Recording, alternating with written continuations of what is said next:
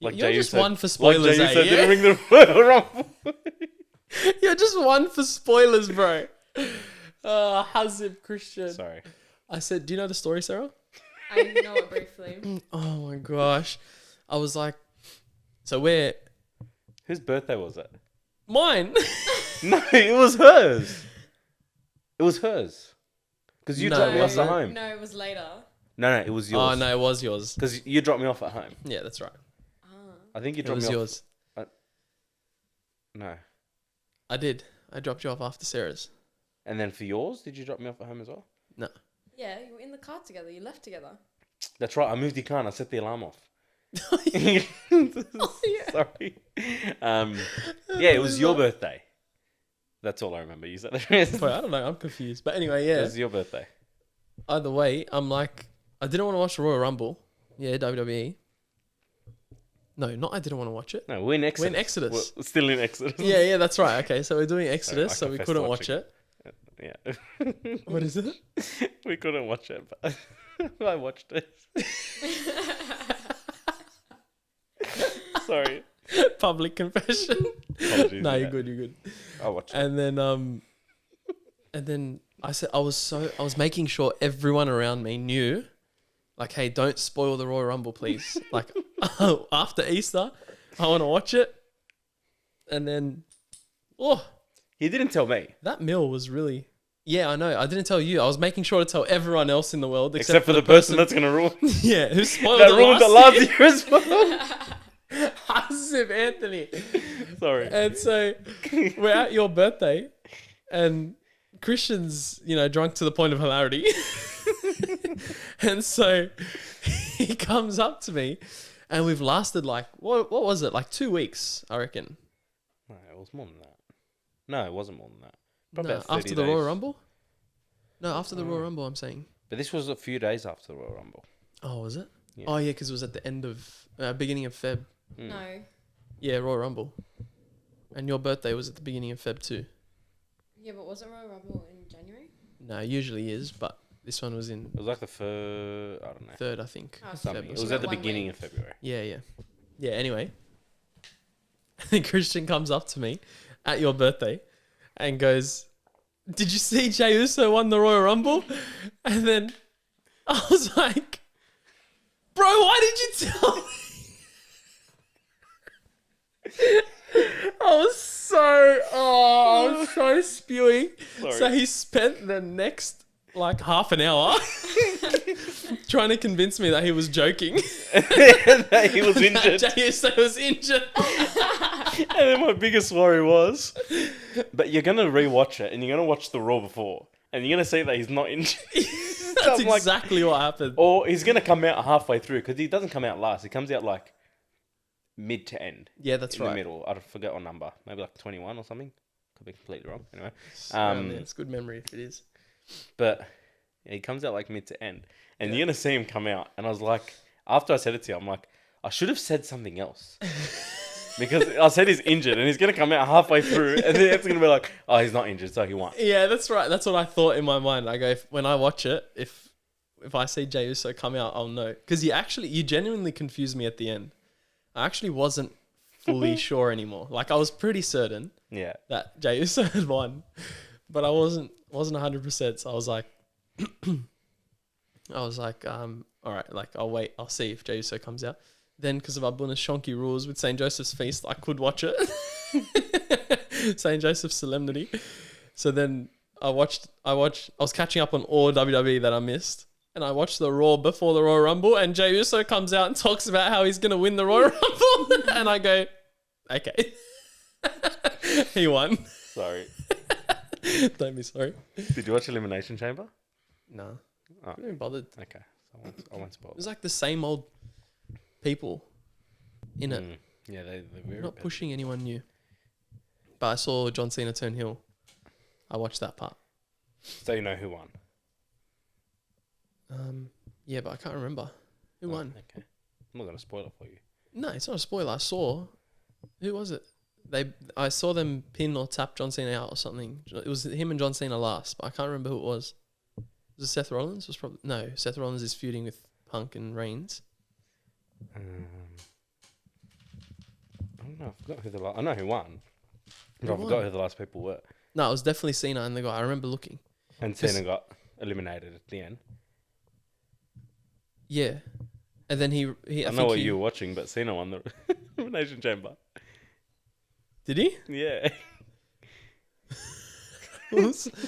Oh, and then after Cody Rhodes that, comes Cody out. Rhodes comes out. That's right, and he shakes Cody Rhodes' hand. Yeah, and I then thought The he Rock- shook the hand of the winner. No. And then The Rock Oops, I sound like comes a out, dog. and I don't know, no one likes The Rock anymore, but anyway. Oh yeah, Travis Scott and WWE. Yeah, it's weird. Bro, he's like, The Rock's just standing. It was so awkward, bro. He's like, I want your soul. I was like, The Undertaker. bro, I swear. I didn't get that. What is it? I don't know. I don't know. Does if he he's want the saying, belt or? I don't know. He wanted to like control Cody Rhodes. Like I think he's like almost speaking from like the devil's perspective, like selling your soul to the devil. I don't know. It's a bit odd. Just push that down, bro. The cord, sorry.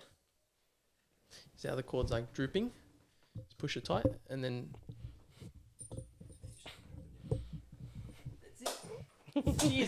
I want your soul. I want your soul. Coming from The Rock.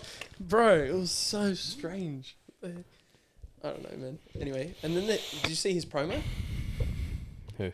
John Cena's heel promo on the Raw? After Yeah, that was 2 very. weeks after. I was thinking like, for the whole after I saw Elimination Chamber, I'm like, how is he gonna play as a bad guy? It just doesn't suit him. Yeah. And then he comes out like on Raw and was explaining it all, and I'm like, no, just Yes. weird. Off. It was like, he does, like, I think he suits being bad if he goes back to, doesn't need to be rapping and stuff like he did at the start. Yeah, But like, thug life. yeah, but you Yeah. got to just come out and rip everyone, I swear. you know? Not the fans. That's a bit. Thug But if- life. That's what he used to go. Word life. Oh, and word life. Thugonomics. I'm thinking of Tupac. Sorry. Word life. No, but you're good, yeah. He used to Same, come out same. with the chain and the lock. Yeah, that's right. That's right. And the basketball jerseys and McGrady, yeah. yeah. But like, And but he doesn't have to come out like that. But come out and just Oh, he start should've. ripping people like in Imagine- that sort of way, you know? imagine a 50-year-old doing that. Yeah, I swear, be off. But it's just weird. He came out and said, like he was like, it was just It was ripping the complaining fans. like a baby. Yeah, I was like, I was like, and it was like 20 minutes as well. I swear, bro. No, but Oh. he won't stay like that. If this is his last year, he'll end up like he won't retire. He'll. I hope he does. That'd be No, mad. that'd be. How would that be mad? Like a It's good hectic. career. Yeah, No. it's the biggest like- plot twist, bro. It's mad that they did that. I Yeah, reckon. okay, but I feel like I don't know. Like I was thinking about how it would end his career, and I don't know why. This is the most odd thoughts. Probably will never happen, but I could see him. I don't know if he beats Cody Rhodes. In some way, he faces The Rock. Yeah, I'm just like, I don't know. They fought twice years ago, and The Rock's old. So is John Cena. yeah. John Cena's already announced he's retiring. Wouldn't it make sense if... I mean, it doesn't make sense at all. That would have been a good retirement match. Like, I don't They know. were Like, tossing up him and CM Punk as well, weren't they? Even him and Orton. But isn't he versing Cody Rhodes at WrestleMania because he Yeah. won Elimination Chamber? that's the thing. I can see him... It's a bit wonky. Yeah, I don't know. I feel like they could have done better with Cody Rhodes. Yeah. Like, to verse someone else. Like, who was in the Elimination Chamber? It was Cena, Logan Paul, Rollins, CM Punk. You're looking at my fingers. I'm getting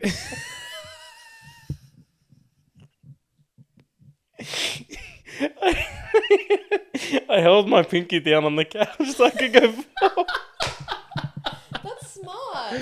Show it. Show it. Just in case it started, just show it. Alright. Okay. Count to 5 on your fingers. 1, 2, 3, 4.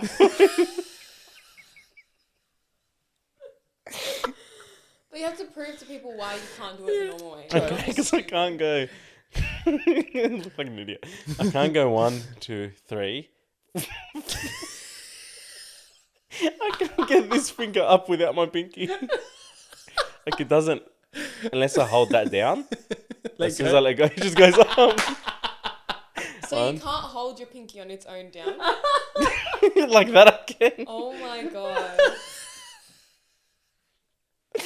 I can like that. Bro, Like- people gonna think you're throwing up gang signs, bro. This is what it looks like. 1, 2, 3, 4, 5. Unless I go, I can palm my pinky up. 1, 2, 3, 4. 1, 2, 3. Yeah. Anyway, sorry, Logan Yeah. Paul, So I'm not doing it again. Rollins, Cena, Punk. Who were the other two?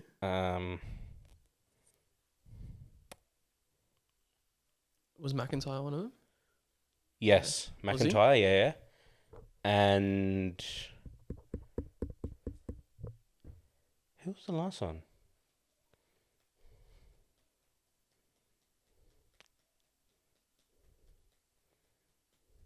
I forgot who it was. No, I'm kidding. Who was it? Thanks, Sarah.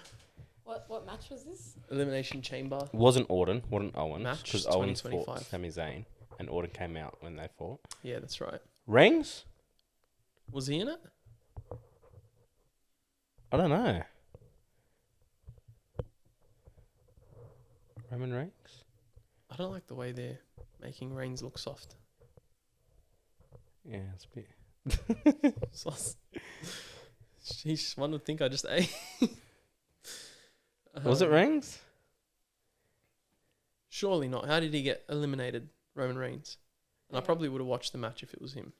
If he was in it. Cody Rhodes, John Cena, The Rock, Rhodes CM wasn't in Punk, Seth Rollins, Logan Paul, Drew McIntyre, Sami Zayn, Kevin Owens. No, that's the What are you card. looking at? Oh, I don't That's know. the card. Ah. So does it say Elimination Chamber match? Because Sami Zayn and Owens fought before that. And Randy Orton came out Yeah, when I saw that. Kevin part. Owens wanted to bury Sami Zayn. Yeah, I I saw that part. don't know. Just search up Elimination Chamber match 2025. I did.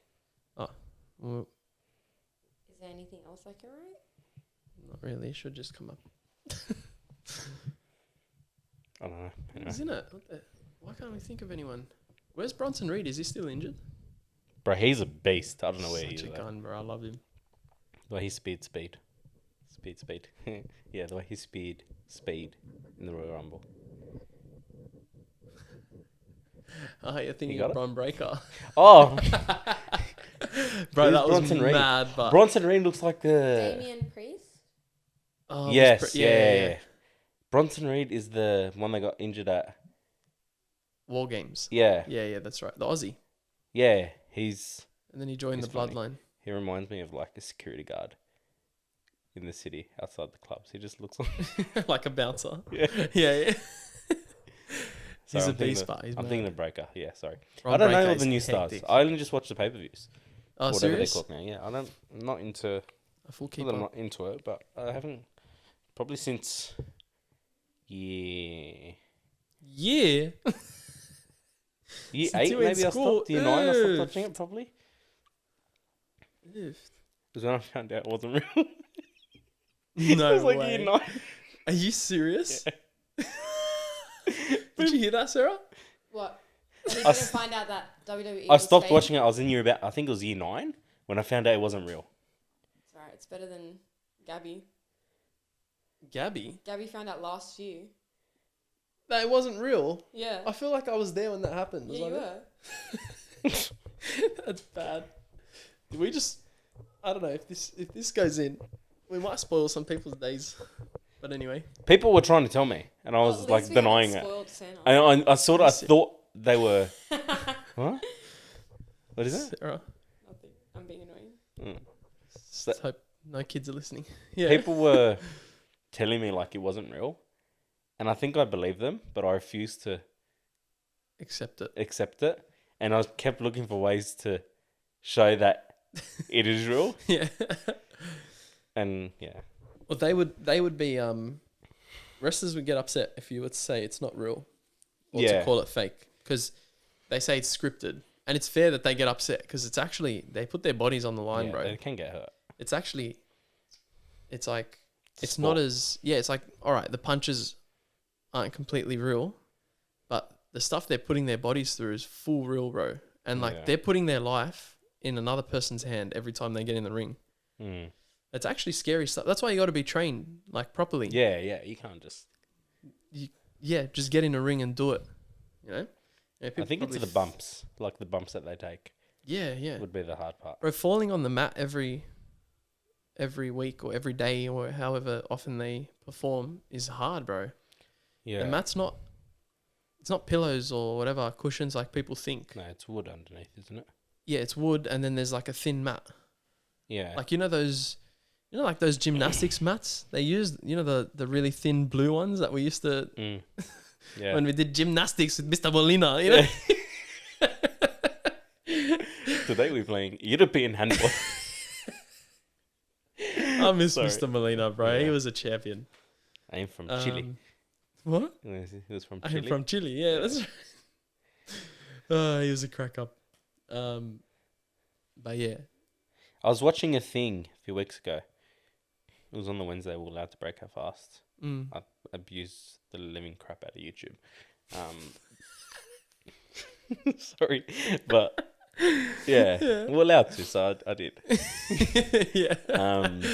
And there was a video on, like, I think it was like the difference between like a square ring and like a Oh, the like- 6-sided TNA yeah, ring? Yeah. about how in the middle of I think it was in the middle of the squared ring. It's What happened? I don't know. Continue. Oh, okay. What happened? I don't know. She held the phone I up. was just filming you guys. Oh, Oh, you looked at the worst time. sorry. Yeah. Don't be on edge, bro. Just No, she was like, I saw you taking a photo, but then I was like, why are you going like that? Because then I filmed myself. Oh. you're sending it to someone. Oh, sorry. Probably Mary Jo. Medijo. Shout out Mary Jo again. And Renato and Jolene and Maroon, so they don't get upset. And Anita. Love you all. Last time I got in trouble. And Anita and Kevin and Matthew And Michael. and Michael and Alessio Let's just pull out our contacts list. And Rachel. and Father Ronnie and Rachel. Well done. Shout out everyone. And shout out to Auntie and Uncle. Yeah, sorry. Yeah, and I think it was saying how in the rectangular ring, there's less. I don't know if it's beams or something underneath, but like taking a bump in the middle of the ring compared to taking the bump in the middle of a six-sided ring Yeah, it's is less easier. painful. Yeah. But TNA, I think they're just psychos. They literally kill themselves. Yeah, they just needed to needed to like stand out. They needed to be different. And so the six. Let's just kill all our employees. I swear, I didn't actually know it was that hard on them until recently. Like I think recently they came out and like we're talking about it. But I miss it, bro. I used to watch. I was heavily into TNA at that It was time. too brutal. TNA, Was it TNA or was it the other one? AEW's too. AEW. They just go over the top, bro. That's where like AEW. Dan Ambrose went. Yeah. What does he go by now? John Moxley. John Moxley. Yeah. Yeah. Like AEW's, like it's all right, but I find it too I brutal. don't know.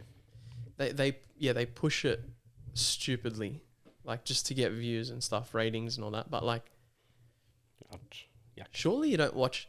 Who actually watches AEW and enjoys it? Like I reckon the people that watch AEW are people who want to be different from everyone else. And so they're like, oh look, we watch AEW where People that enjoy look at the violence, independence and all that. Maybe. Hey, People that enjoy violence. oh probably. You watch MMA, But it's like different. UFC and all that. That's different. It's not. It's brutal. It's brutal, but it's not shattering glass on top of people's heads and Yeah, true. hitting them with. But it's barbaric. That's what I don't know That's if my barbaric's the opinion word. of MMA. It's funny, more people have died in boxing than in MMA. Yeah, I know. True. But also boxing has been around for a lot longer. But no, I think it's a bit different though. Because boxing, you can keep fighting till you concussed. To the point where you can't stand up anymore. Yeah. Whereas MMA and like UFC, if you're taking shots without defending any, they'll stop it before you get brutally hurt. Yeah, but I don't think boxing is necessarily safer than MMA. I just think it's less barbaric. I think MMA, to win a fight, you can elbow people in the head and all that stuff, which is strange to me. And there then are when they're legal on the elbows, floor, but yeah. oh well, whatever. And then Like on the you floor, can't just start. yeah, I don't know what they call yeah, it. but you can whack them. Like you can, Yeah, you can strike them with an elbow. yeah, standing at least. Yeah. And then when they're on the floor, you've got to jump on them and just, It's to the point where they're defenseless. yeah, but like oofed. Like you got to jump on them and just shove your forearm into them or like start whacking them or whatever. I don't know. There's something. I It doesn't. I don't know. There's something a bit weird about. It is. MMA. It I is don't like more violent and brutal, I think. But I Yeah. also think it's more. I don't know. Like people will watch martial arts and watch boxing, and they'll be like, "You need no skill for martial arts," or like UFC. Nah, that's stupid. Like, Whoever says it's- that is. It's like Silly. you need no skill. Like you're just fighting like a lunatic. But it's not. I think it's more. It's not street fighting. No, like it's more. I think you need more skills. Yeah, For it. you need Like more discipline. discipline, more skills, more. Like yeah, you just got to be a lot smarter. Yeah, Not smarter. I get what you mean. Tactical yeah. and all that stuff. Yeah. Yeah. Like you need to understand your opponent a lot more as well, yeah, rather than yeah. Because okay, how are they going to strike me standing up compared to when are they going to shoot down? When are they going to come up? When are they going to try to put me in a submission? Yeah, You know, that's right. should I preserve my energy? It's 5-minute rounds. You know, Yeah, yeah, if they're on top of me, like how am I going to preserve my energy to last the next 4 rounds? yeah, Stuff like that. yeah. That stuff I agree with completely. I think there's so much skill that goes into MMA, but I just don't like. I just don't like the same thing. I think it's barbaric is the best word I can use to describe it. Yeah, no, I see That's where what you're I coming think. from. But That's where you're coming from. yeah, it just gets hard to watch. Boxing, I love boxing. It's good. Yeah, to watch. boxing's good.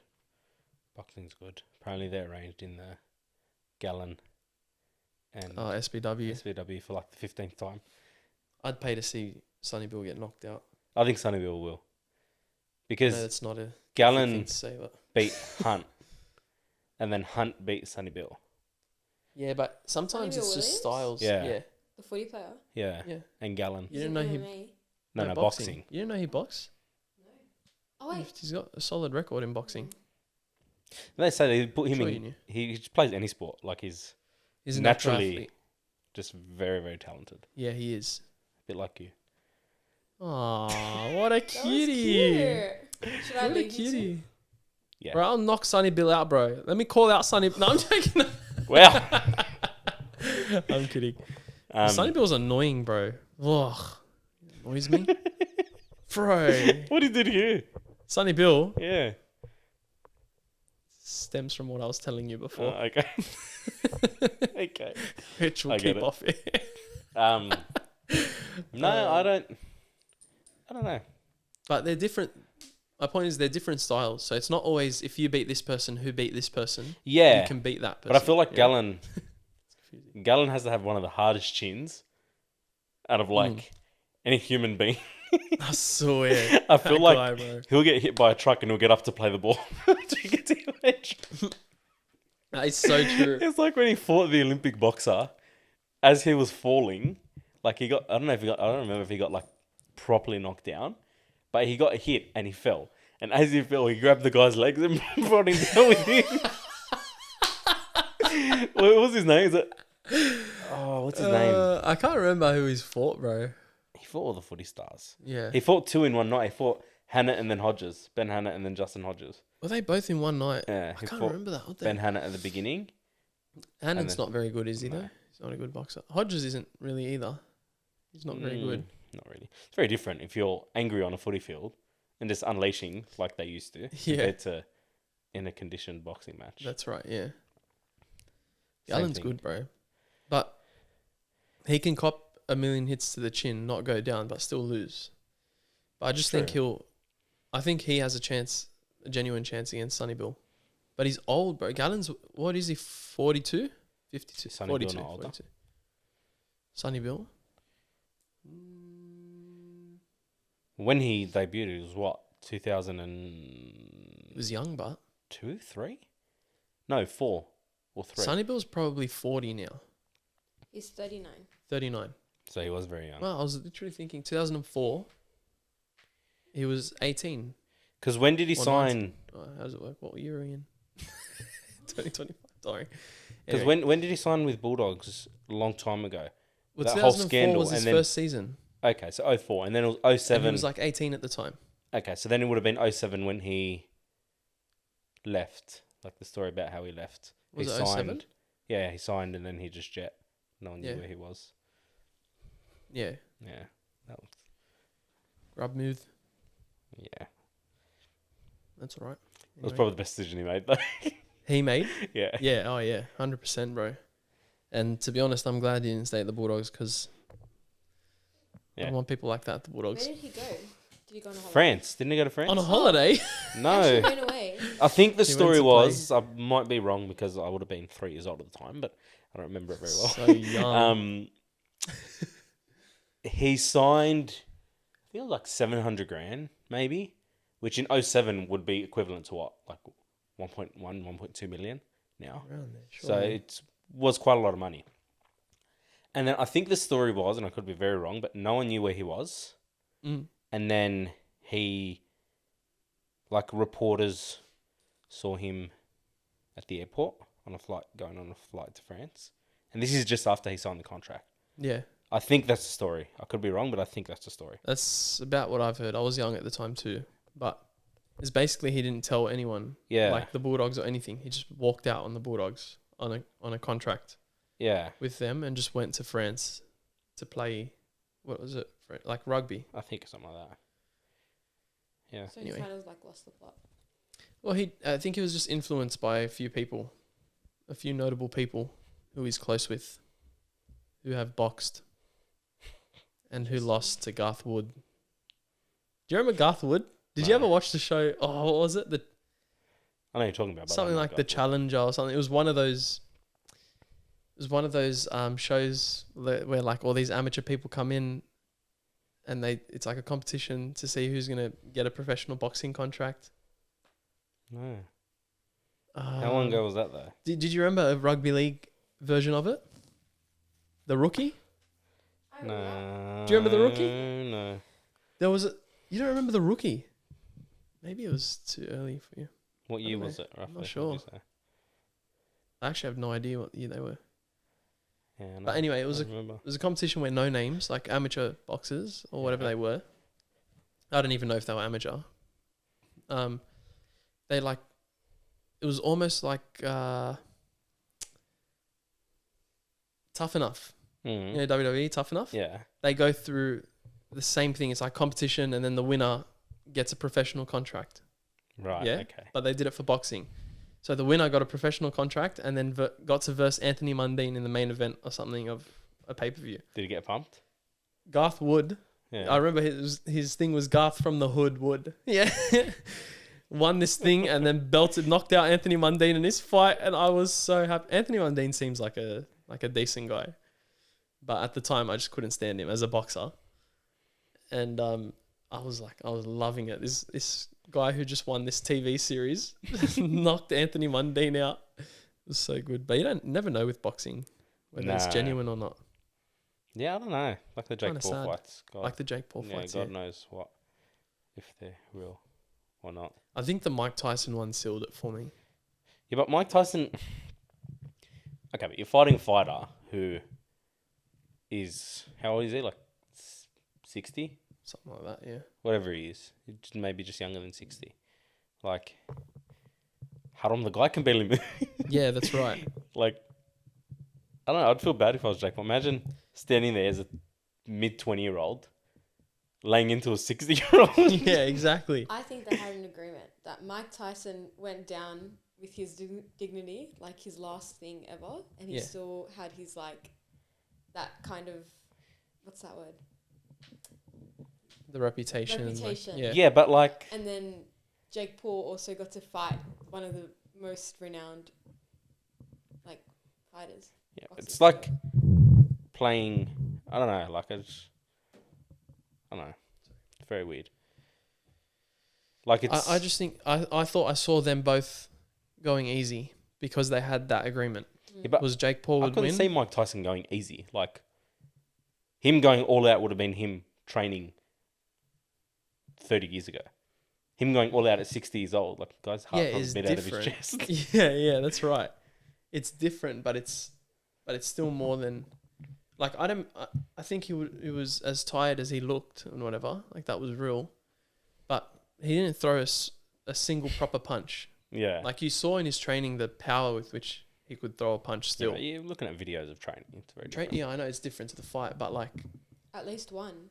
yeah, like launch a power shot somewhere. Like he just I don't know. I think it's not genuine. Imagine how much Jake Paul would have got criticised if he knocked him out. Yeah, exactly. That would have yeah. been so funny. Yeah. Not funny, hard on for Mike Tyson, but like, It was to preserve both their careers, yeah. in my opinion. Yeah, I don't know. But he's talking about Jake Paul. He's making billions of dollars doing what he's doing. Yeah, I swear. These Yeah. people, man. But when you mentioned the rookie, the only thing I remember, did you have Foxtel growing up? Yeah.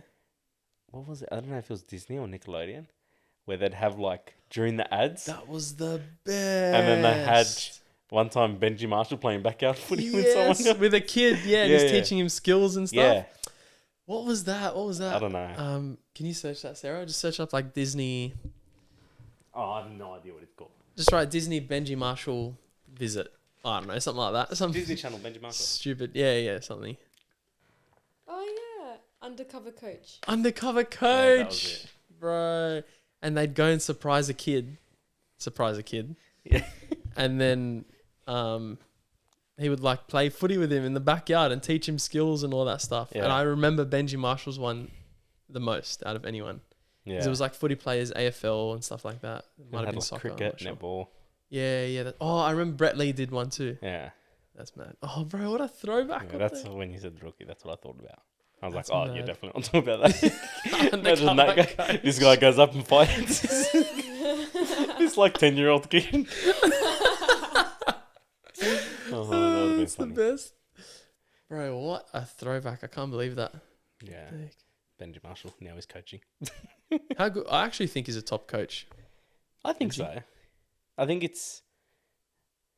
Yeah, I think he's a good coach. I think the Tigers got a long way to go, though. Yeah. I think they should have kept Caesar. This is what I think. If they kept Caesar, I think Galvin's great, but I still think he should be playing reserve grade, like while he's young. It's like putting Mitch Woods in the Bulldogs, in the middle of the Bulldogs, and say, okay, control the team. Yeah. Which they did last year with Galvin, but they Yeah. had Caesar. Or putting him in there now. Like, okay, Burton got injured. Okay, let's put Mitch Woods. Yeah. Like, I think Phil Gould said it maybe, where you want to preserve their career. Like, you don't want to throw them too deep in. Yeah. Because, Too early as well. like, there's a lot of things that can go wrong. Yeah. Whether it be, very minor, like his body's not right for it yet, which probably won't happen, or, confidence, or, just they're not ready for it yet. Yeah. Even just the maturity, like you can imagine, a 19, how was he 19, being given the world at 19. Yeah. And then if something goes wrong, well, how mature is a 19-year-old making a couple $100,000 a year? Yeah. I don't know. I think Luai is good to go there. I think they should have kept Caesar, played Caesar with Luai. Let Caesar maybe just help build up Galvin.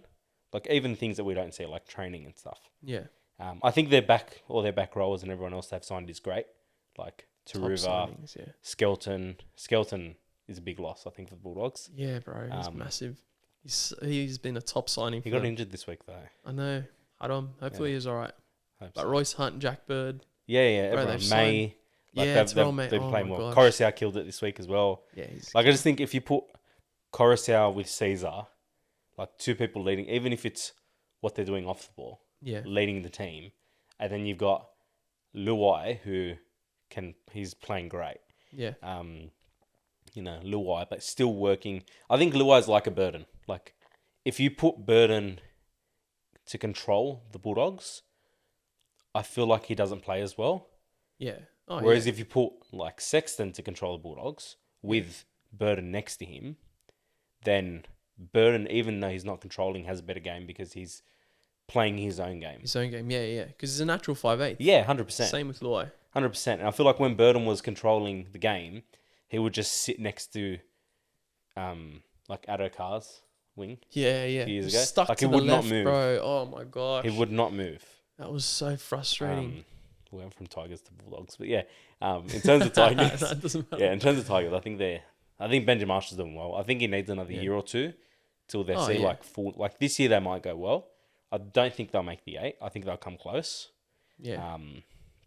Maybe like 10 or 11, but I think they'll go well. Give it a year or two with patience. Maybe they won't drop Galvin now. Like No, it's no, too no late way. to sign a 7 and drop Galvin Yeah. and move Luai to 6. But I mean, That's Yeah. like I actually like Lachlan Galvin. so Like, yeah. he's his gun. And he's actually doing well in first grade. I don't mind him being there. But I thought the same as you, bro. Aiden Caesar is one of the most underrated players, bro. He's Yeah. such a gun. And he's getting old. Keep him there, get him to mentor your halves. Like teach him what he knows and then send him. Even if he's not playing first grade, even if they keep these same halves, Luai and Galvin. But you and he still just have him passes there. on his knowledge, Yeah, like a mentor. makes a big difference. Yeah. And also, like one of my early season predictions was like Luai would be moved back to 5'8".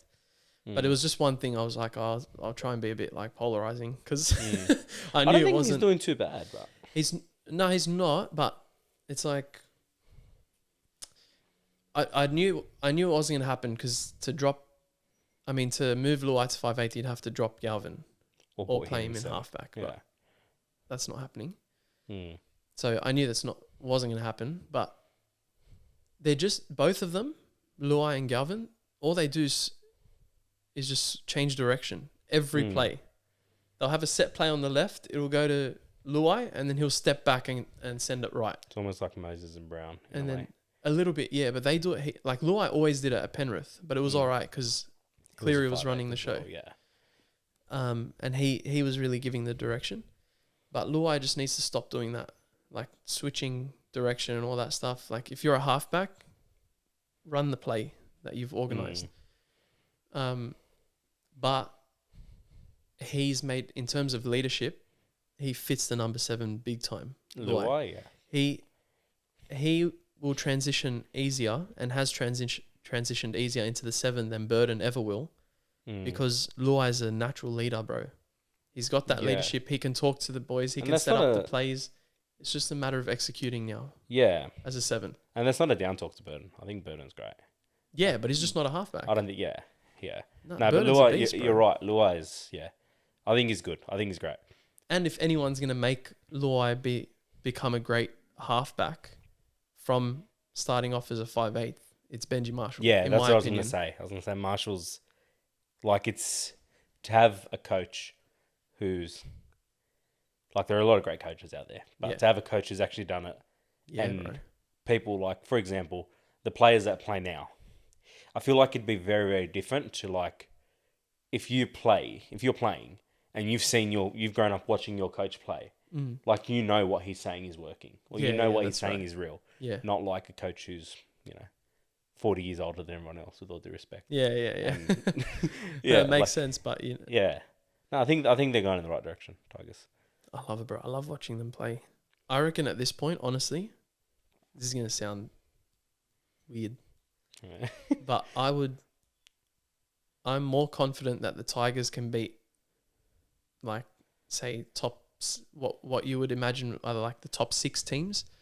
So like Storm, Panthers, Broncos, Sharks. I guess you'd put Raiders up there.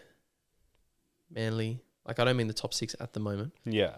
But they're like the 6 teams to beat, I guess, for the moment. Maybe putting Raiders in there is a bit weird. But anyway, I reckon Tigers have a better chance of beating those teams than the Bulldogs at the moment. The way they played last night, yeah. Yeah, that was filthy, bro. But that was just a scrappy win. Like, scrappy wins are good. It shows you the attitude of the team. Yeah. But it was like, there's a new half in there. Yeah. I don't Whatever. know. Like, I don't know. I feel as though it was like watching the way they played last week when Burton went off. Yeah. The way they played all of yesterday, in a way. Yeah, but worse. Yeah. Yesterday was worse. It was, I don't know, like it was, I didn't think Sexton had a bad game, but I feel like maybe he put too much. Like there was a few, like for example, when who made the run? Hayward. No, it wasn't. Yeah, Hayward, and then he passed it off to Satili. Yeah. And then Satili got tackled. Yeah. It was third with 3 minutes left Yeah, with I 6 knew you were points talking in about front. that one, yeah. Oh. And then on third, Sexton put a kick in. Like, it's not a bad idea if there's 20 minutes left. Like, the fullback's off, catch him off guard, Yeah. put a kick in, see what happens. But Yeah.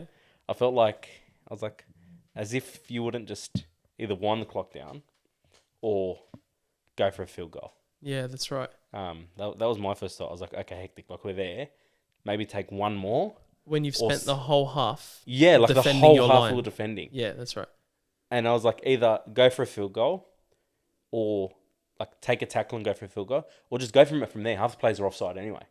Like half of them were running back. Yeah, If I yeah, remember true. clearly. Half of them were coming back. Yeah. But yeah, I mean, we got There are heaps of other options there anyway, bro. Yeah, Just get 100%. tackled in the corner on last and hand it over. Or Yeah, force a dropout on Yeah. fifth tackle. Like it was third tackle. You've defended the whole second half. yeah, You've been on the back foot. And then you put that in on third tackle.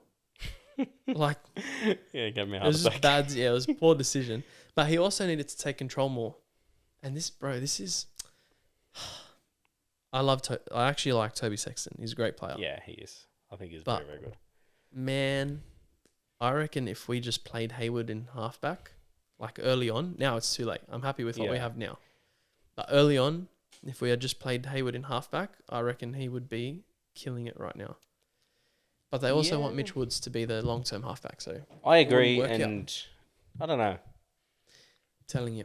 Bro, but I love Hayward in yeah, he like kills coming it. on as a 14. Yeah. Like I feel like having a third playmaker on the field is just like second to none. It's done wonders great. for us, bro. Yeah. And he's not a bad defender either, even against big bodies. yeah. Like he gets in front of them. Oh, yeah. He's a great defender. Like that, along with, I don't know. I feel like having him as a 14 is fine. Me too. I actually like him. I was hesitant at first because I was like, this guy's a halfback and he's killing it at halfback. But then he's been mad coming on as a 14. Yeah. Like into that third ball playing role. But Plus, there's Kurt Mann, who's also there's also Kurt Mann, which is good ball player.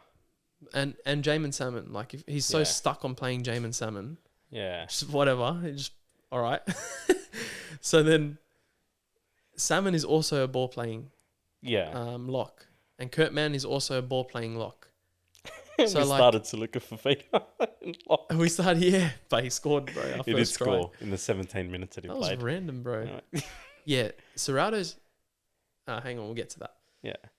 Bailey Hayward, though, bro, when I was watching him in reserve grade, I remember telling Father Ben before a podcast, or maybe it was on the podcast, I don't know. Anyway, I was like, the style he played, like, I'm not saying he's Brent Sherwin ability Shifty at that showing. point. Yeah. Yeah, because he's still young, playing reserve grade. Yeah. But the style with which he played was Brent Sherwin-esque.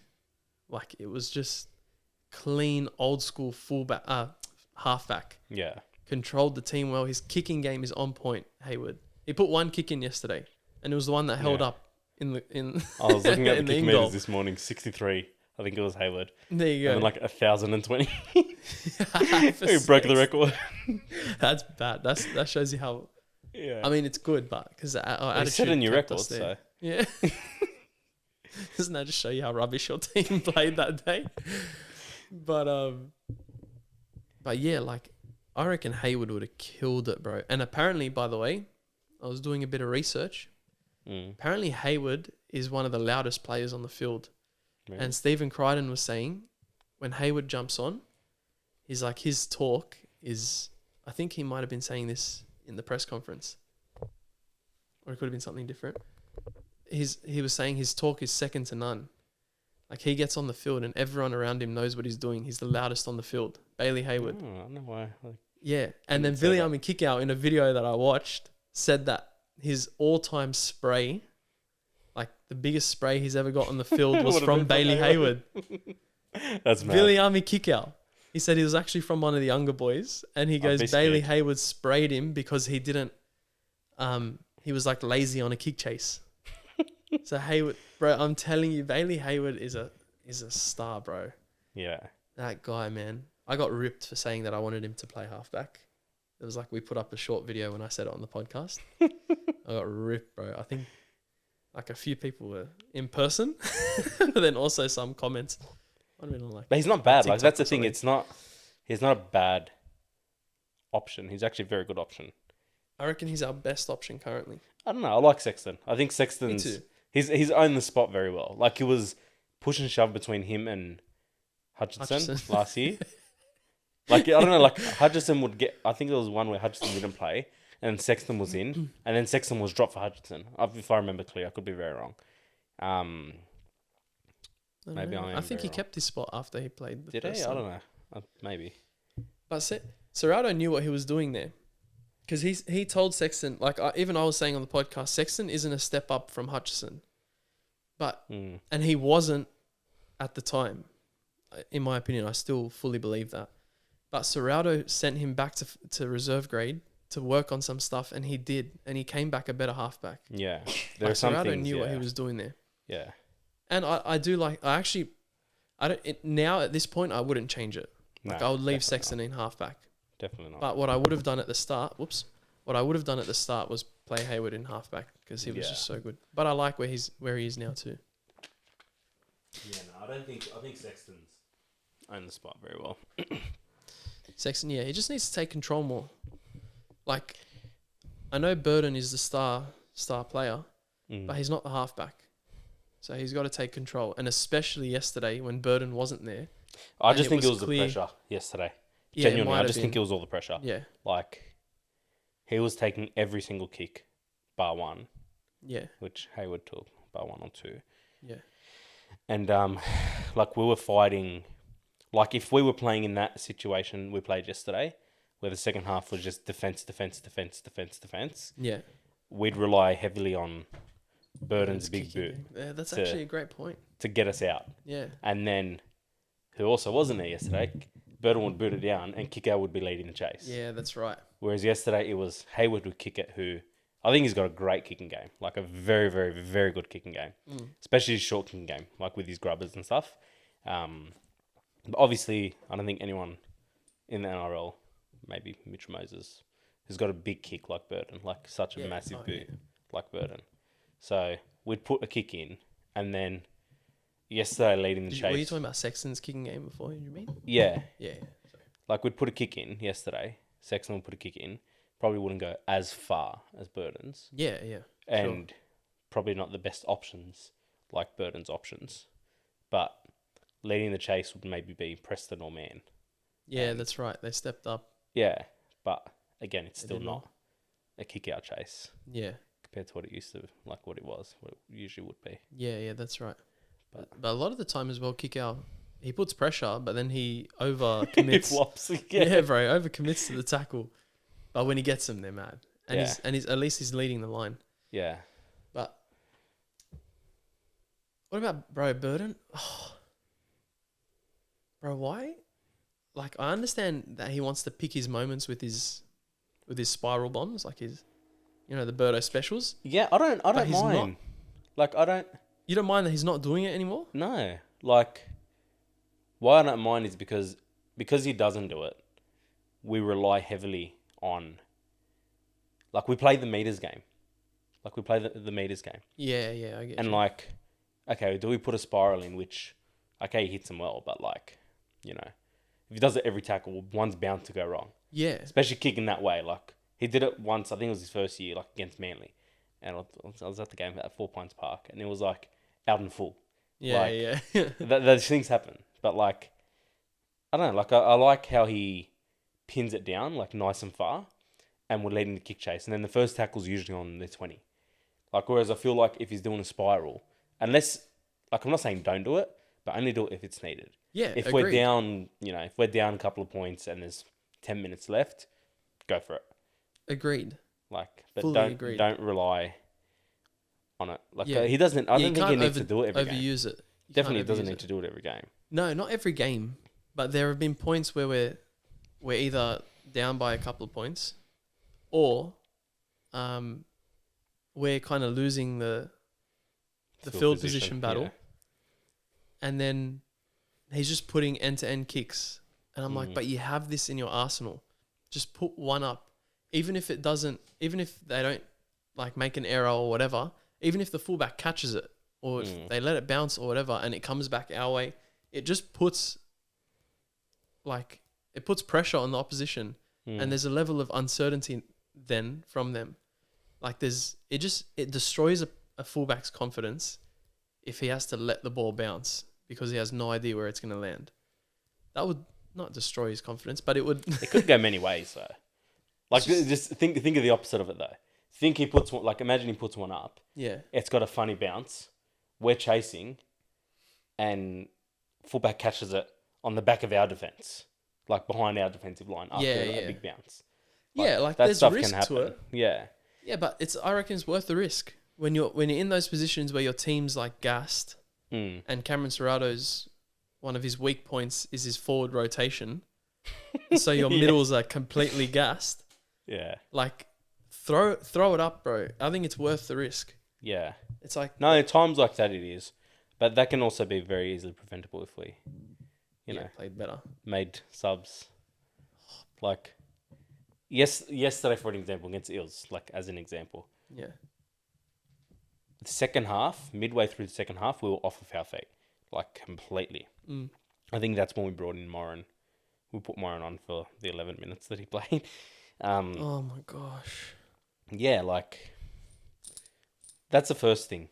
Moran, I think, needs to play a lot more minutes, and actually needs to play a lot more because he's half the time reserve grade. He's got to be picked, 100%. Like, no disrespect to Salmon, but I think Moran deserves a spot over Salmon. Like, I don't know. I think from what Serraldo said, maybe it was last week, Salmon is just like he's a hard worker in defense. Like, he's a gutsy defender, which is good. Yeah. But then, like, I don't know. I feel like you're better off starting Man in lock rather than Salmon or Saluka Fafita. You're better off starting Man in lock. Obviously, and then bringing on either starting Saluka Fafita in prop with King, and then getting him back on later. Like, he played the first 17 minutes yesterday in lock. He scored.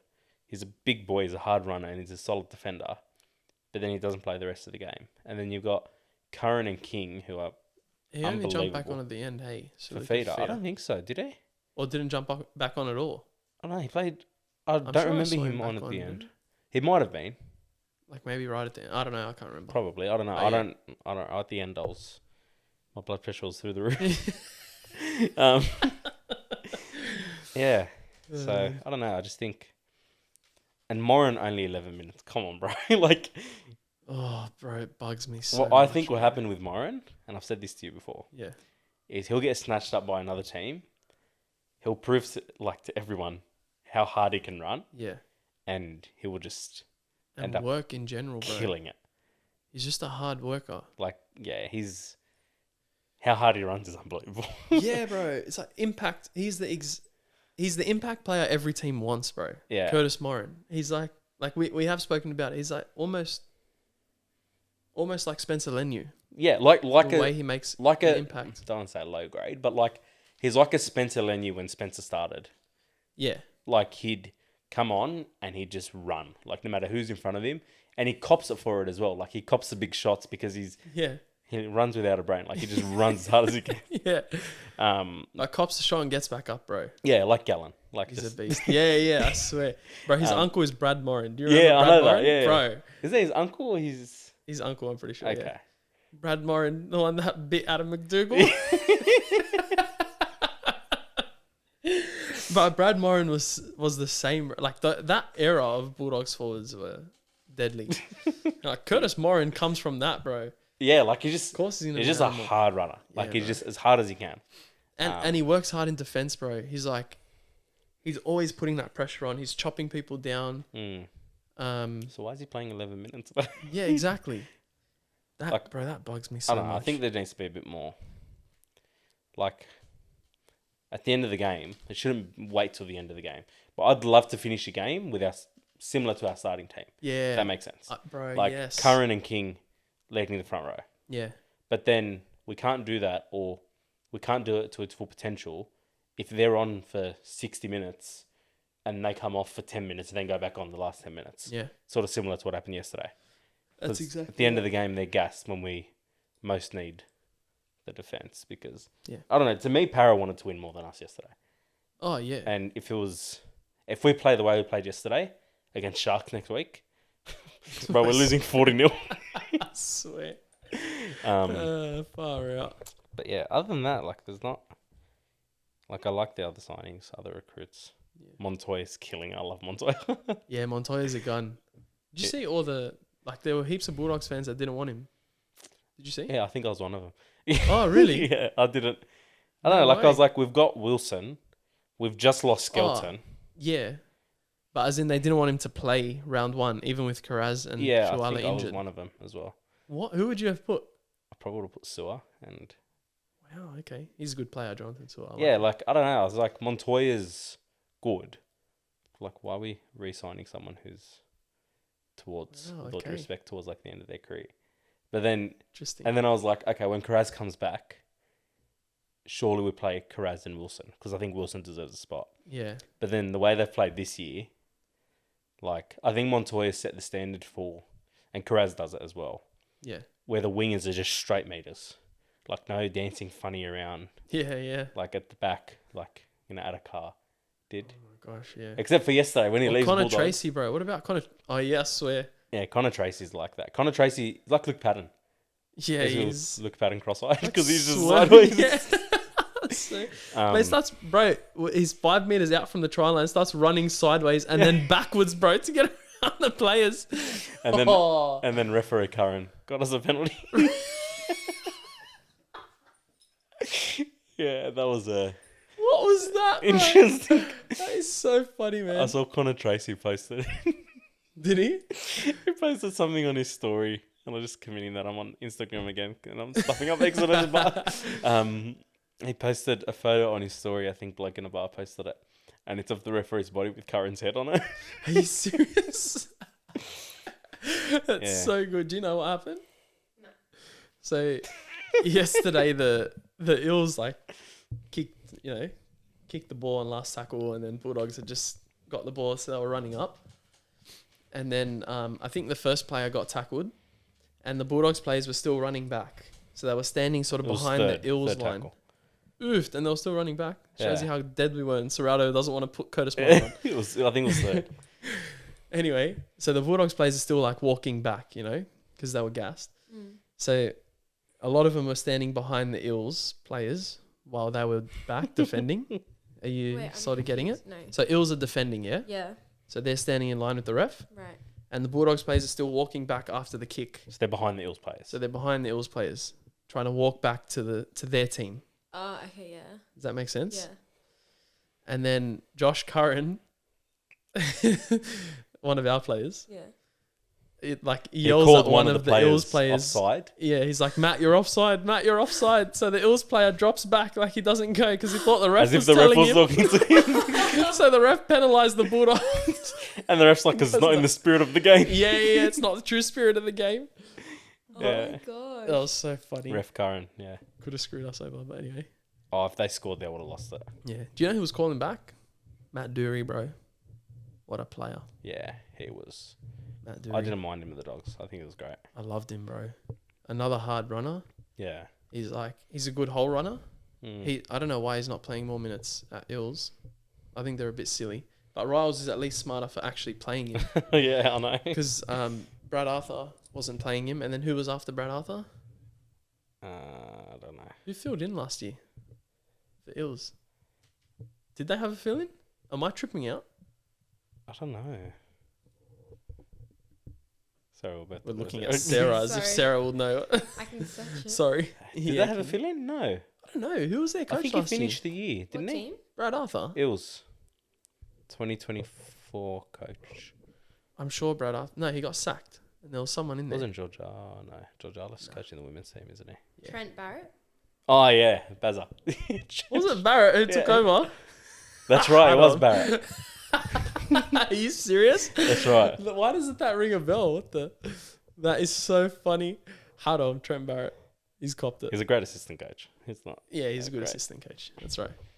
But he even he wasn't playing Dury. Like that guy deserves, bro. He's such a gun. All I remember about Dury playing the Dogs, I remember him playing with us, was the first game. I think it was round 7 in Barrett's first year against Sharks when we beat Sharks. Yeah. Was Dury getting knocked out cold? I think it was. That was Declan Casey. No. Matt Talakai. Dury. I think it was Talakai. No. One of the Sharks players put a shoulder on Dury. I'm pretty sure. It was round 7 of the Sharks game. The year that we won. The first game that we won. And Barrett was in tears after the game. Oh, at Cronulla. Yeah. That was the game where I was riding at the Jets game before it, remember? There were 9,000 people at the Newtown Oh, Jets yeah, versus yeah. Bulldogs New South Wales Cup game. Oof. And Pretty then good. straight after that game, we drove to Cronulla and there were 8,000 people at the first grade game. Oh, gosh. There were more people at the Cup game. I remember going. But anyway, yeah. I sorry. remember going to a dragon. I don't know what the Dragons. The Bulldogs, Cowboys. That's Yeah. a shout out to Ronaldo. It was Bulldogs and Cowboys. This was years ago. Maybe the year we got the spoon. I think it was. It was a game at ANZ. And it was like... That's why I don't like ANZ. Fits 85,000. There were like 4,000 people there. Like you can get It's so GA and bad. sit wherever you want. That is so bad. I swear, yeah, Yeah. that's exactly how it is. Oh, it was. Yeah, that was when... Yeah, I remember that. Oh, but I don't remember Dury getting knocked out. I remember I'm him pretty scoring on his sure. debut. I'll check after the podcast, but yeah. No, that was Morin that scored on his... No, Dury also scored on his debut. I don't remember his debut. All I remember is that supporting on game, the he inside. copped it was a high shot, obviously. And he got knocked out. Yeah, there were 2 high shots I remember from that year. No, one was from the year before. One was Sewer on... Do you remember the Rabbitohs game we went to where we won and we like barely won a game all year when Steve George Arliss was coaching us? Mm. We won. We went? Yeah, years ago.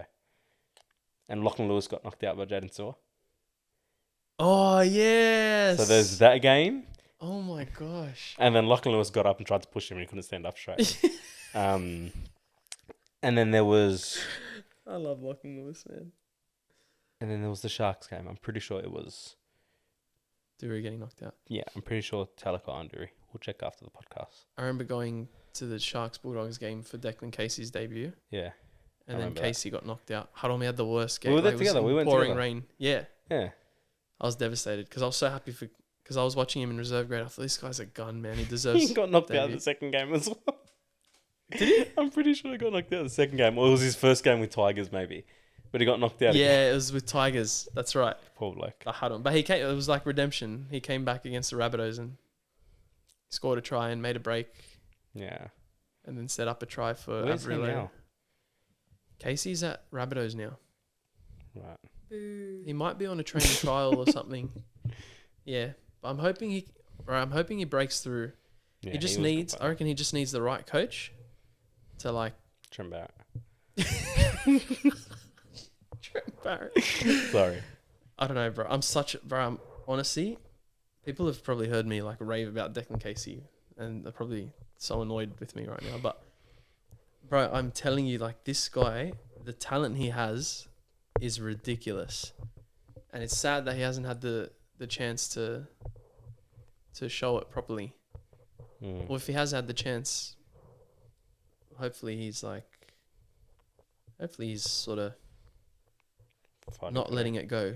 Yeah. But I don't think he is. You can tell, like, player who's motivated and stuff. So hopefully, anyway, he gets some sort of breakthrough at some point. I don't know. Yeah. But he's a gun. Bulldogs have let go of a lot of... Aaron Shop, I was devastated. Oh, I when- love Shop. Yeah, but apparently his attitude wasn't the best. I think he said it. Even at Titans, I think that's why it didn't work out at Titans. Where is he He now? was a little bit- Tigers? No, Manly. Manly, sorry. Yeah. Apparently his attitude wasn't... Like, he was getting a little bit overconfident and stuff. Like, a bit cocky. He was a very good player. was a gun. He was a hard runner as well. He was Yeah, all about bro. meters. So good. I miss Aaron Shop. But even though like we let them go, I wouldn't change the team we have now either. No, we Like, built it up nicely. I was annoyed when we let Marshall King go. I was like, Marshall King. I was thinking, okay, we got Marnie, great, but Marshall King, I would not let. I was like, with a great coach, he could turn into like a Damien Cook with his running game. Oh, yeah. But He's not as quick, but he knows Marshall- when to run. yeah. Marshall King is someone I'm still devastated about. Would you change So him for that's a Marnie good- though? Yeah. Really? Any day of the week. No, I know I that's think- an unpopular opinion, but Marnie like just I plays his know, heart out. I know with injuries as well, like Marshall King's a bit more of a liability. He's a bit more injury prone. And I love. It's not that I don't like Marnie, because I do. I like Marnie, Mm. and I love that he's a bit of a grub Yeah, on we the need field it. or whatever.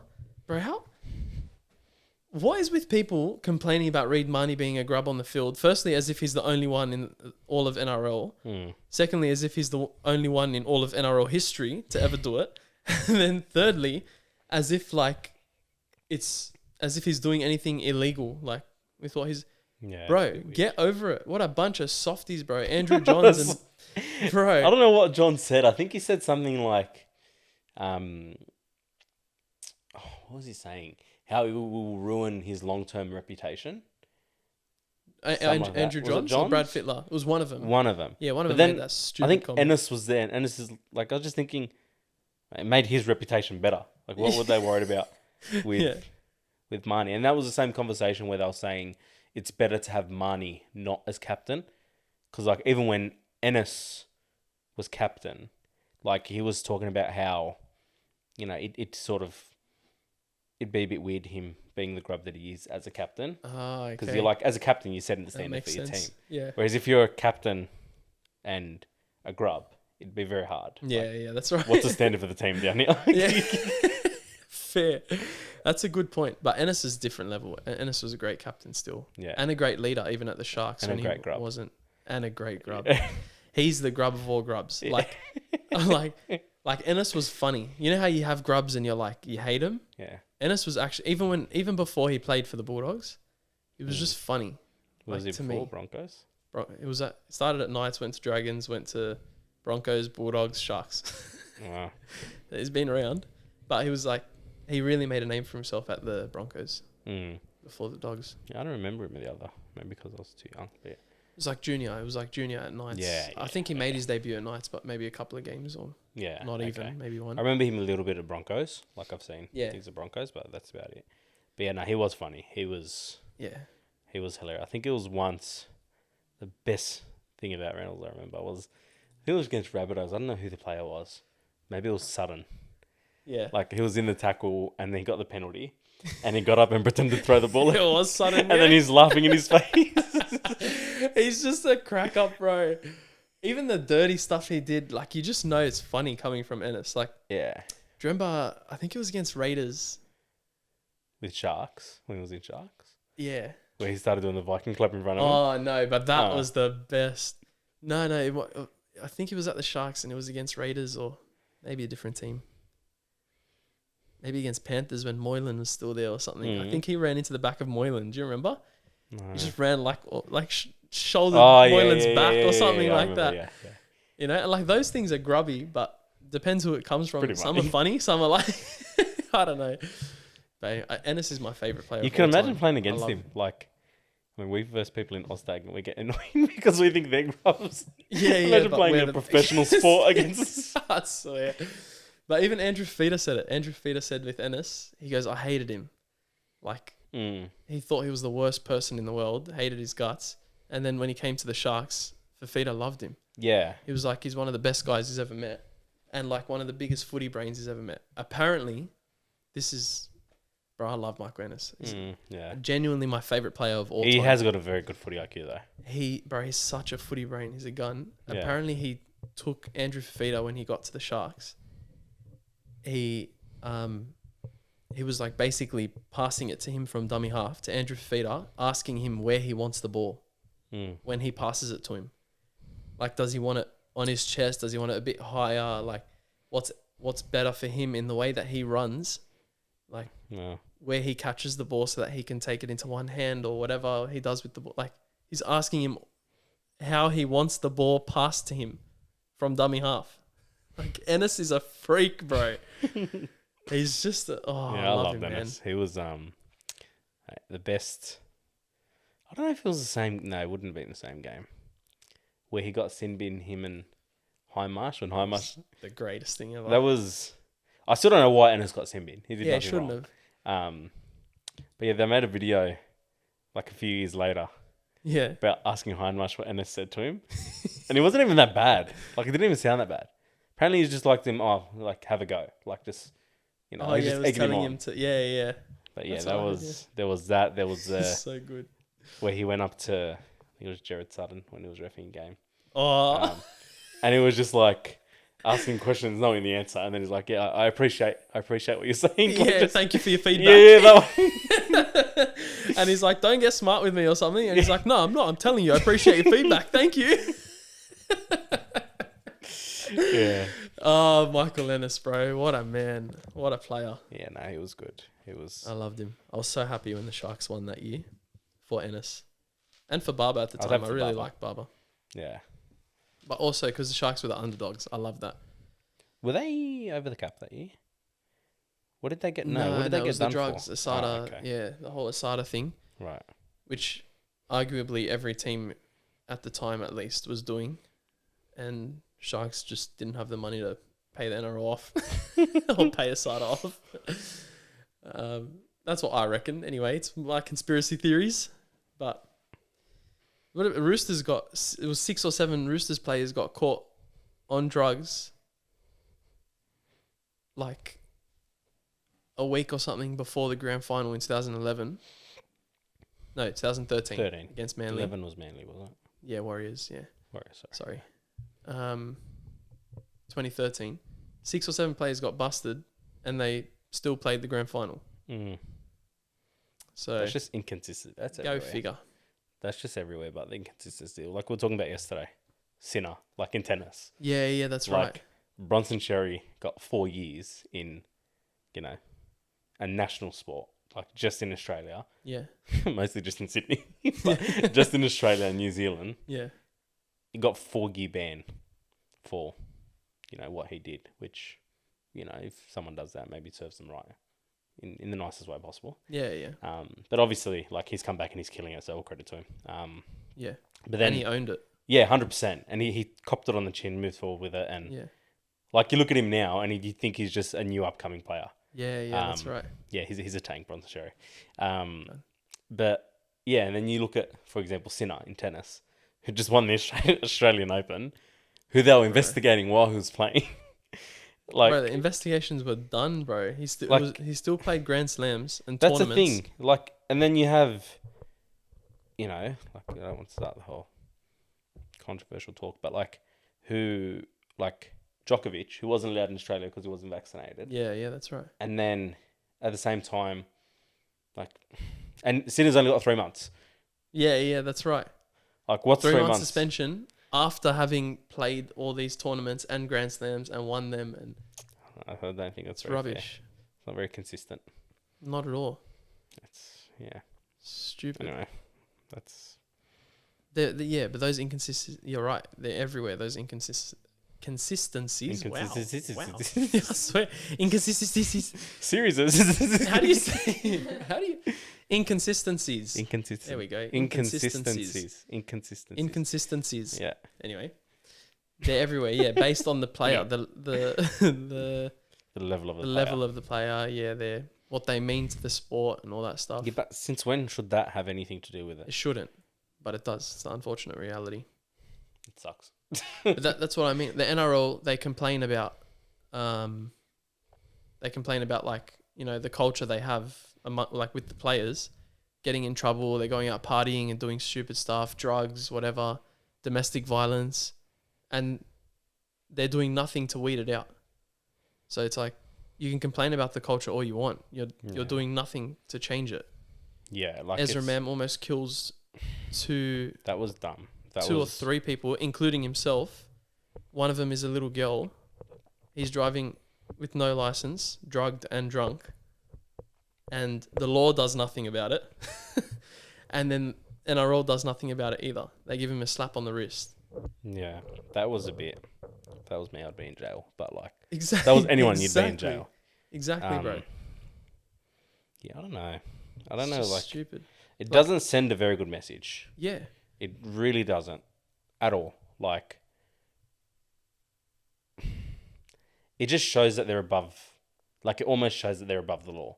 It does, Like, yeah. if that was a normal person, you'd be arrested. You'd have a court date. Like, you'd have a bunch of things legally that you'd need to follow. Yeah. Whereas, because someone's on, liked by so many people, and it's not a bag out to NRL players, but like because someone liked by so many people, Yeah.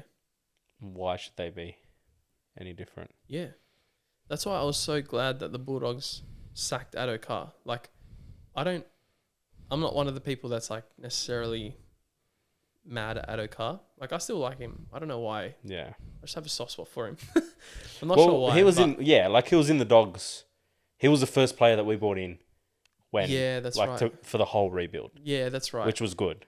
Also, he's just like, he seemed like a very nice, genuine guy. Yeah, he was all about the fans. Like, Very he's all about aware. fan experiences. He's Yeah. all about just, yeah, he was a tank. And Yeah. same And as I you, like I don't. that about him. Yeah, I But- don't have anything against him. Yeah. But the Bulldogs, I'm glad that the Bulldogs sacked him. Not because I have any like ill will against the guy or toward the guy, but it's because they're setting a tone for the culture they want at the club. Yeah. And it's like, it's no nonsense. Like, I mean, I'm sure a massive reason is because he lied as well. So they were pretty annoyed about that. Not just that supposedly, he tested positive for drugs, but also that he lied. Mm. But still, like, that's mad. That's a culture they're setting. It's like, no nonsense, Yeah. You think about going down that sort of path, like, you have no contract at this club. So If that's the way it's going to be, yeah. No, I Yeah. agree. Like, I don't think it was, like, nothing against him. Seems like a champion bloke. yeah. But, yeah, like, He just needs to stop. it does set the tone that, okay, you're going to bend the rules, well, there's going to be consequences there. That's right. And I feel like everyone else needs to sort of get on that bandwagon. Like, 100%. how many chances do half these players get over Yeah. and over and over and over again? And, they get... Yeah. It's almost like you're going to go do the wrong thing. You know it's wrong. You know you're going to get in trouble, but you also know you're going to come out the other side fine, Yeah. which isn't right at all. That's right. That's Yeah. that's exactly what it is. And people will, like, when I bag out, like, the decisions around Ezra Mam and Addo-Carr and all that stuff. Well, I don't bag out the decision. I praise the decision on Addo-Carr from the Bulldogs. But, like, when I talk about those things, like, people can think, and a person has said to me, but, like, you're a Christian, don't you believe in second chances? We're all not perfect and blah, blah. And it's like, all right, like, all right, people deserve second chances and all that stuff. Fine, in life, sure. Yeah. But I'm talking about an organization. Like, I'm not even speaking about the player themselves necessarily. Like, they No, can go and it's find not. a contract somewhere else, or they can go and find a different job or career or whatever. But if the NRL wants to set in their organization a proper culture, or if the Bulldogs want their club to be a proper family club with proper morals and again, a good culture, then you need to set that for the club. And so you don't deal with that sort of nonsense like that. Mm. Yeah, I agree. That's my opinion. Maybe they should And I have a don't think I'm priest wrong. as the CEO. They have to go to priest as the confession whenever they start. They should have chaplains. I've written about that. Wouldn't be a bad idea. Their club chaplains aren't a new thing. I think I've Tigers used heard. to have them, Ills used to have them, Raiders used to have them. I don't know if Really? any other clubs used to. Yeah. They I've weren't always never heard of Catholic that. priests. Raiders had a Catholic priest. I can't remember what the Ills were. Tigers was like a Protestant pastor, Mm. minister guy. But it just That'd helps. be interesting. Yeah. That's It mad. helps. And there's a rise of, like, Christianity in general, but Yeah. there's a rise of players actually openly speaking about their faith, their Christian faith. Mm. I'm sure they wouldn't mind a Someone there. chaplain, Yeah. That'd be a very good idea. Might be nice. That'd be a Anyway, very good idea. yeah. Right, it'd actually be solid. And then like they can hit up Father Ben, Yeah. you know, Father Ronnie, Father Dan McCann. I'm sure will be happy to do it. Can you imagine that being Father Ben or Father Ronnie for the Bulldogs? That'd be so good. I feel like Father Ben would be more inclined to like the Panthers or someone like that, Yeah, you know, probably. where there are like, there's work to do, you know, but there's like, Yeah. there's set, you know, good Christians, but there's work to do. Mm. Father Ben would like that. Father Ronnie's just a Bulldogs Yeah. tragic, bro. Like he's like, yeah. Father Ronnie is a bigger Bulldog supporter than any of us. That'd be so fun. So he would just want to work at the Bulldogs, and working anywhere else in his eyes would probably be like a betrayal. But yeah, That'd be so good. that'll go off. Father Ronnie I think it'd be good. at the Bulldogs. Father Ronnie. Oh, you gotta love Father you Ronnie. just see him at the training, just watching them train. He literally, yeah, that's all he'd be doing is staring. And then they'll come up to him with problems, and he'll be like, "Listen, before we get to that, you need to do this on the field. Be a better player." No. Father Ronnie and I, bro, we disagree on almost everything footy Yeah. related. Almost everything, bro. Yeah. We have such differing opinions. He was, I don't know if, I won't say it in case he doesn't want me to. Nah, he was doing it bro, he was ripping me to his parishioners. He was speaking to his parishioners, telling them how stupid my opinion was that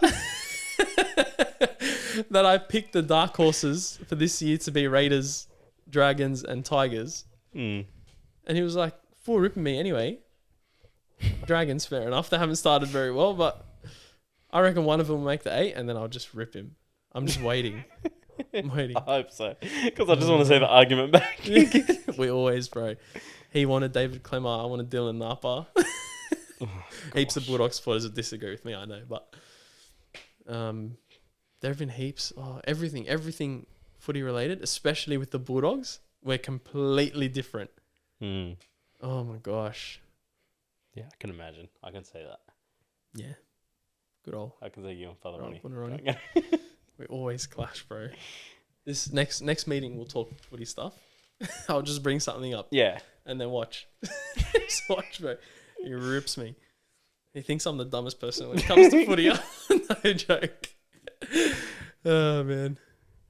Who else is there, bro? Did you see I was talking to you about the Manly game, Manly Raiders. Mm. Bro, that was some of the worst refereeing I've ever I seen. didn't watch the bro. full game. I just watched the mini, like the KO mini. Better for you, trust me. Not worth watching that full game, bro. I watched the press Pathetic. conference. Yeah, how good was Ricky Stewart's? Yeah, he's like, I can't talk about the refs, but I can talk about the decisions. Yeah, yeah, he did say that. And he goes, Andrew Abdo, what did he say? It's like, has some yeah, I can't. explaining He's to like, do. yeah, I really hope Andrew Abdo can explain. Yeah. Oh, man. That was so bad, bro. I actually tipped Raiders. I thought Raiders were, and it really annoyed me because I had a full round up until then. But Spewing. yeah, like I thought Raiders would come out firing with Travojevic didn't play, didn't he?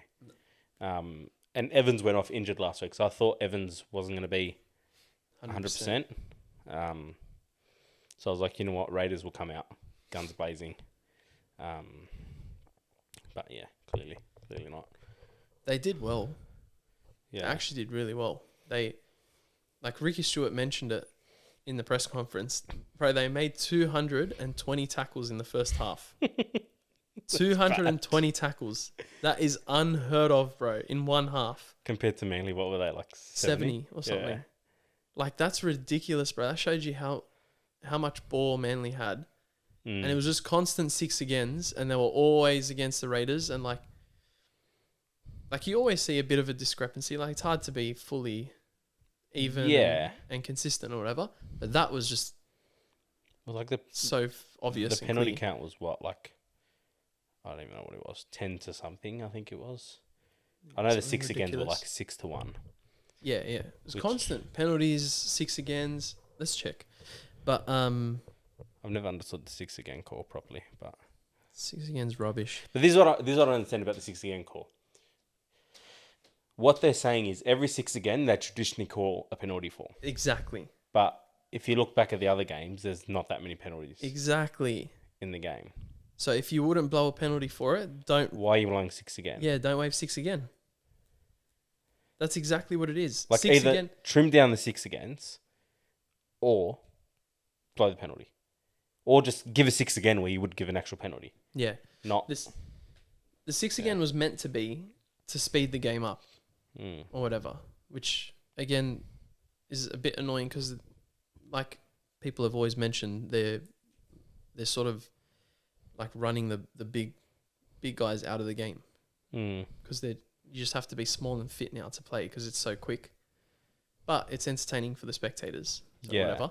I don't mind speeding up the game. I don't think there's anything wrong with that. Yeah, well, as a spectator, I don't mind. But if you're not gonna, if it's not something you would traditionally blow a penalty for, then don't wave 6 again.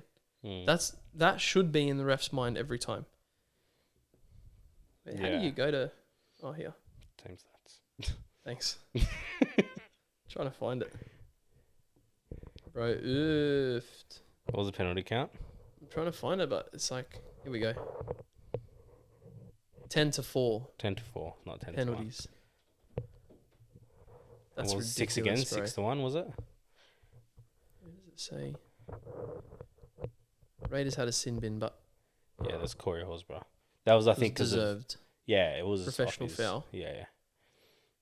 They only used 6 interchanges, Raiders. That burns me, bro. You have 8. Yeah. Like, use them all. It's probably just too annoyed. I swear, Imagine he the probably just trainer. gave up. Do you want to make a sub? Like, get away from me. You could see Ricky Stewart doing that. Yeah. It doesn't say 6 against here. How annoying. You sure? I mean, I could just be missing it on Unco. I think you are, because I looked this morning. That's all right. Where did you see 6 against? Oh, ruck infringements. Yeah. Ah. Yeah. Sarah's favourite thing. 6-1. Yes. So essentially their penalty count was 16-5. Yeah. That's ridiculous, bro. It's a bit harsh. Yeah. Oh, and inside 10 metres. So offside. 1 To So- nothing. to nothing. Raiders. So 6. Or what are they saying 7, inside 6 10 again. metres? That's Are they saying 6 again. 6 again? Yeah. Or are they saying like an offside off the kick or something? Oh, it depends on the position. I don't know. No, don't know. it'd say a penalty. If it's Oh, yeah, true. if it's within the 40, it'd say there a you go, penalty. yeah. So 17-5. Brother, oofed. Poor Ricky Stewart. I feel like he cops it all the time. It's It hilarious. does, bro. Yeah, Raiders have copped it, bro. That I'll never forget that 2019 grand Yeah, final. that was harsh. That was filthy. That was People are like, it doesn't matter. He made the right call. So what if he ultimately made the right call? He changed the his call thing. halfway through. That's the thing. This is with all the calls. If you're gonna make there are some calls that I don't like. There's a lot of calls that I don't like. Yeah. And a lot of rules that a lot of us Rubbish. don't like. Yeah. But like the disruptor, I still to this day do not know what a disruptor is. What a stupid rule. Or bro. like the downtown rule. Like I've got no idea. Anyway, What is downtown? I have no idea. Oh yeah, that's what you just said. Sorry. Yeah. I don't know how it works. I genuinely don't know how it works. Is it? I don't know. Yeah. I have Anyway, no keep going. idea. And there was what we found out yesterday when we were watching the game. An offside player can become onside if the kicker makes them onside. That sounds horrible. Yeah, the kicker can So the play an kicker- offside player onside. Yeah, that's what it is. So if he- that was a lot better than my So if explanation. he chases his own kick, And gets anyone in front of behind them, him, becomes now onside. yeah, even if they were offside when he Yeah, kicked it. I did not know that. Me neither. Never heard of that. That's Yeah. pretty cool. I like that rule. Yeah, though. that makes sense. Decent. But yeah, like if you're gonna make a crap call or there's a crap rule, that's fine. Like people will adapt to it, but just get consistent with it. Yeah, that's right. Like, yeah, I don't know. It's like the obstruction yesterday with the Raiders and Manly game. Like the obstruction and the late shot. The shot wasn't late at all. Like I don't think it was late at all. Yeah. But in any other game, they'd call that a late shot. Yeah, that's right. Like you can't play the game in slow motion, which is what they sort of do in the bunker. But That's right. like if you're gonna make that call, make it consistent with the rest of the calls. Like the hip drop. Some hip drops are sin bins. Some of them are not sin bins and they're just penalties and on report. Yeah. Like, if it's a hip drop, okay. If you've determined a hip drop is a sin bin, all hip drops should be in the sin bin. Yeah, that's right. Now they've done well with the, like, I think they're doing well with the, like, the high contact. If it's flush, like, if they get them, their first point of contact is head. Most of the times now they're going to the bin. I don't know if they've done it this year, but last year that's what it was. I hate that so much. But yeah, like, it shouldn't be, you know, you grab them here or you hit the ball and then your arm creeps up to the head and that's a sin bin or, a penalty. Yeah. Like, it's stupid in general. Like, I don't all know. right, a high tackle is a penalty, sure, no worries. But why are players going on report and sometimes being sin bin for it? That's never been a thing for just a high shot. I don't think there's anything, like, if it's a bad high shot, it's a bad high shot. They should be sin bin and report and suspended. I think that's fine. Like, Depends on the... if someone's coming in with a swinging arm. Yeah, swinging arm's different, Like, yeah. But but that's if always it's- been the case. Yeah, but if it's like, I remember last year, it was the last year, it was Tom Trebojevic. Yeah. There was one, it was towards the end of the year, I'm pretty sure. And their captain challenged a call because he said he was hit high. And literally, the guy just touched his head. I forgot who it was. But it was like the softest, like, high contact ever. And even when they won the challenge for high contact, Trebojevic was laughing. Are you serious? Bro, Like, what a it's- joke, man. I don't know. It's Like, such a joke. they need to make the game safe, 100%. Yeah, like- but they're not making it any... Why? Have the high tackles lessened since they've like doubled down on it? Not necessarily. It's still the same, bro, because people Yeah. are falling into the tackles. It's just an unfortunate reality of footy. Yeah. Like, all right, you can't come in with a swinging arm. Everyone's known that for all of NRL history, bro. Everyone's known you can't come in with a swinging arm. Like, it might happen every now and then, sure, but it still happens every now and then, even though they're trying to become stricter on it. Yeah. High tackles, they're trying to penalise accidents now.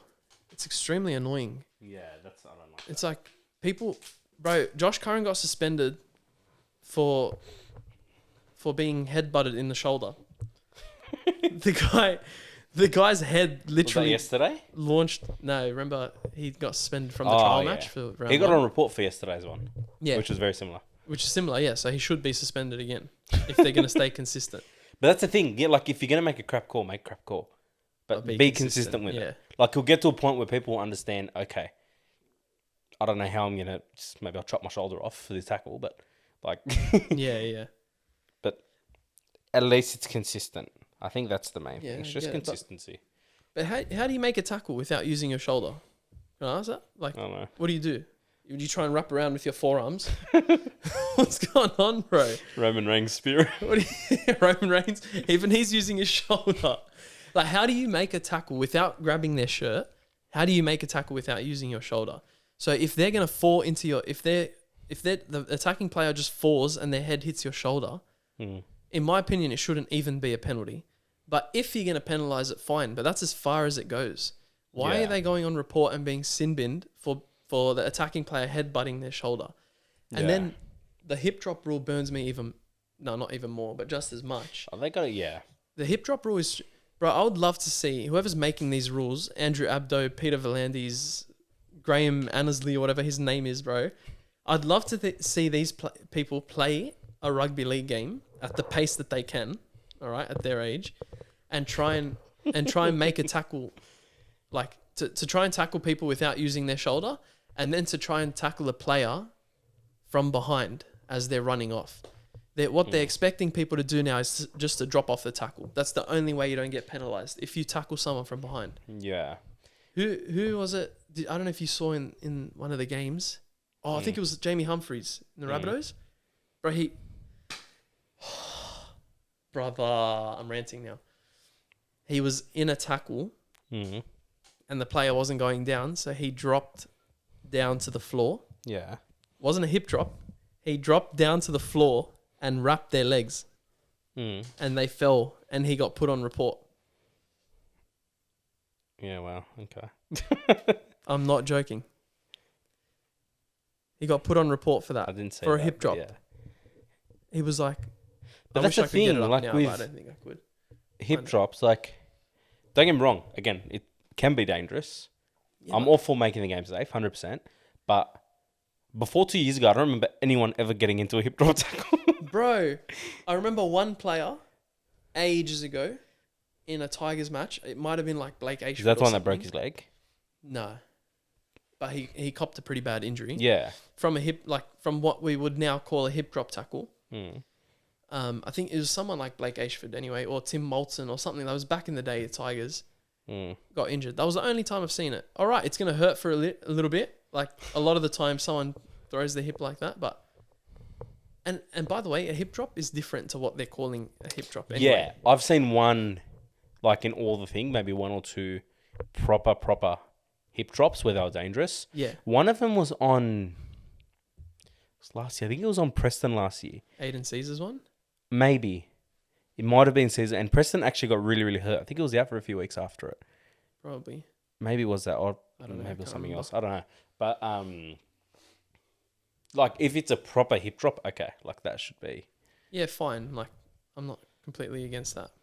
Yeah. But it's I got don't to know. be a proper hip drop. As in, you throw your hip at the person's legs.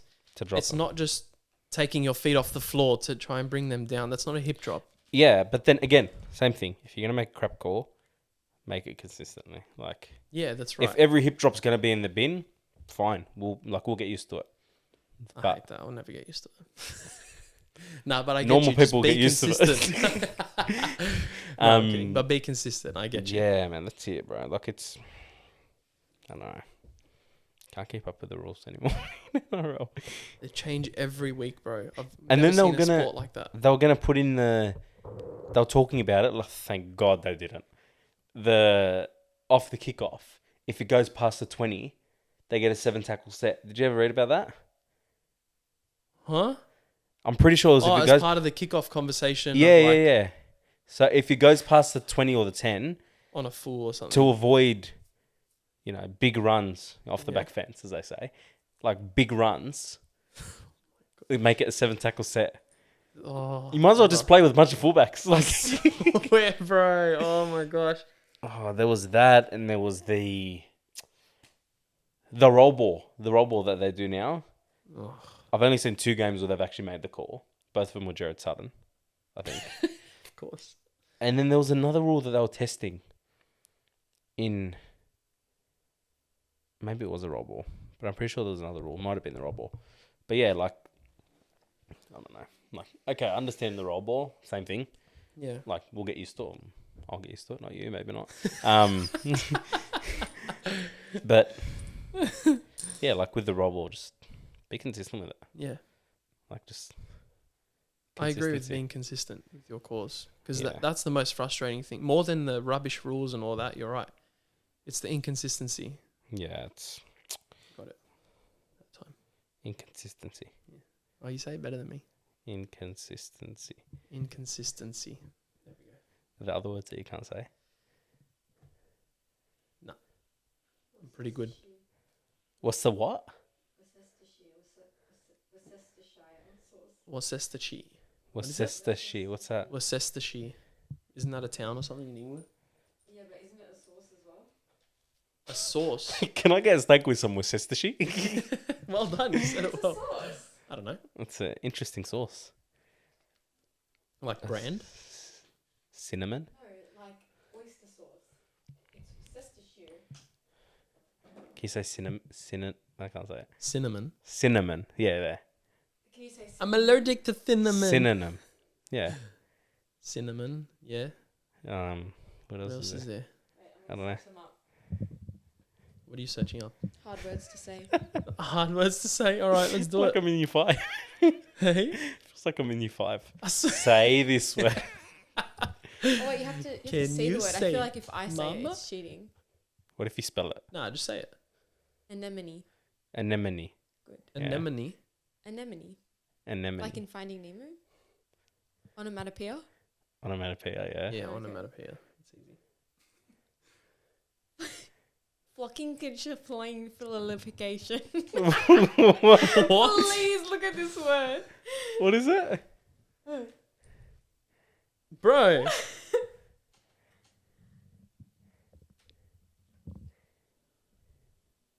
Bro, what the... What is Please, that Christian, word? just try and say it. No practice. You Bro, need to oof, say it. which one? The one starting with F. As if they put rural in here. Sorry. Rural. Yeah, because people struggle with it. They say It's rural. Rural. Flockenackenhillification. What is that? What about the next one? Like the one underneath it.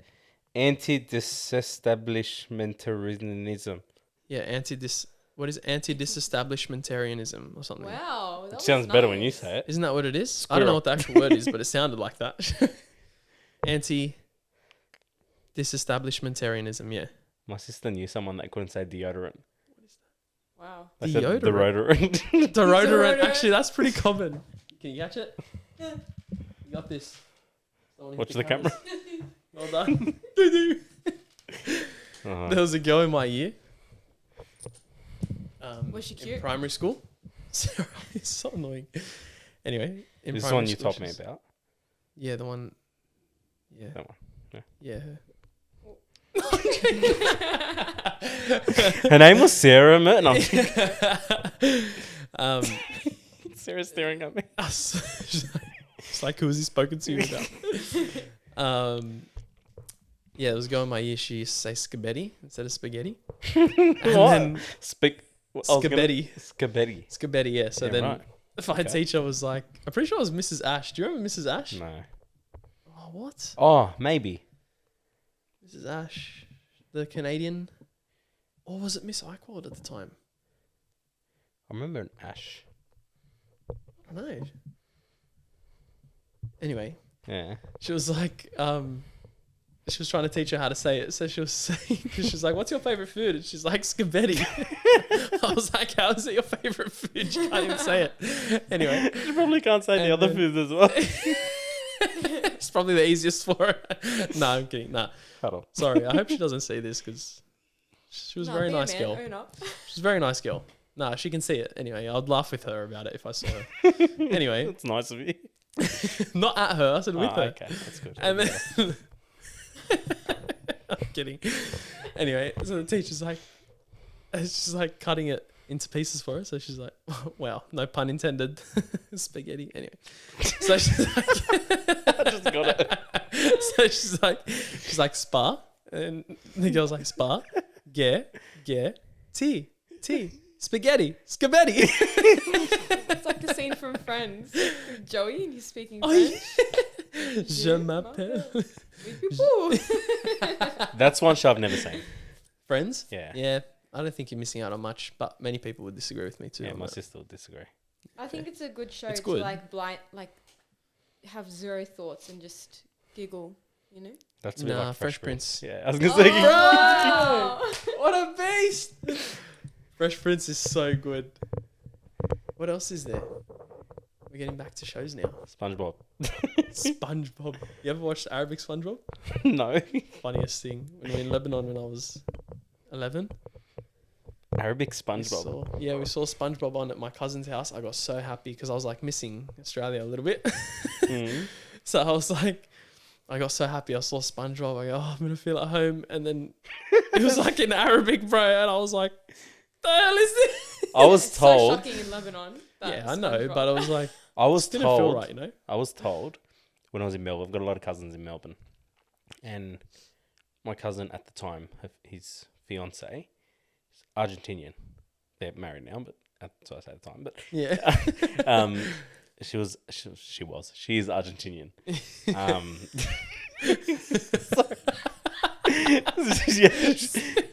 Sorry. So she's Argentinian, and she was saying, I don't know how we got into this topic of conversation. Yeah. The most random thing, but I'm so glad she told me because it's really interesting. So Dora, in Australia, teaches Spanish, and she speaks English. Get out. But apparently over there, she speaks Spanish and teaches English. No. Apparently. That makes so much sense, but I didn't even know they had It does, but Dora. imagine... Oh. But then you have a bunch of people coming over with speaking English in an accent. That's the way Spanish people speak English. I don't know what accent that is, so but yeah. good. So Argentinians, they speak Spanish? Isn't it Spanish? Yeah, they're in South America. So Oh, most of the South American countries are. speak Spanish, yeah. Yeah. Fair, but do we know that for sure? I can search it up. I'm not Argentinian. I've never thought about that, hey. Because I know like Brazilians speak Portuguese, Mexicans speak Spanish. Like I know that stuff. I never thought about Argentina. Spanish. Wow. Yeah. Do you speak Spanish? Can I speak Spanish? Yeah. I can a little bit. Ooh. Demonstrate. No, I'm not going to Okay. demonstrate now. Don't demonstrate. Is it because what you know is rude? No. Then demonstrate. Duolingo, bro. Learning Spanish. I didn't know you do Spanish. It's meant to be a surprise. Then I'll just come and go, Sorry. hola. No, I'm just It's not gonna work. Yeah, I've been learning Spanish on Duolingo. And then also I speak a little bit of Samoan. You're such a wannabe. Yeah, because 100%, bro. if I had the choice to choose my nationality and I 100%. couldn't pick Leb, Simone. I'd pick someone. Bro. Sing, dance, and play footy. Bro, That's a and dream come play true. guitar. You just- This is what I say to people. I think they're born, like they come out of the womb with a guitar in one hand and a footy in the other, and their cry isn't a cry, it's singing. They're like, wah, you know? Bro, they're just the most talented people, Wow. bro. I swear, they actually are. Far out. They actually are. Actually are. They actually are. Da. They actually are. Yeah, man. Some people would call what we just did cultural appropriation. People have nothing better to do with their lives than to complain about everything, bro. Cultural appropriation. What else did you watch growing up? Out of the box? I never watched that. No one. Why? Yeah, don't but you grew up. know? I mean, I'm calling myself young or calling you old. But Yeah, you, 4 years. There's a 4 year difference between us, isn't there? what year were you born? 2000. Okay, yeah. 1, 2, 3, 4. 1, 2, Are 1, you 2, in 3, 4. 2004? Yeah. Brother, Sorry, you I needed was- to count from 2000 to 2004. Yeah. Out of the box was mad, but I never watched I don't know that. if it was, I'm pretty sure it was still early 2000s. I was watching it when I was like, What Six. episode? What channel was it on? oh, I can't remember. Courage. Is the that Cowardly out Dog of the was box? best. Out of the box. No. And then I would sing so long, farewell to you, my friend. That's Goodbye for now until we meet again. isn't that Bear in the Big Blue House?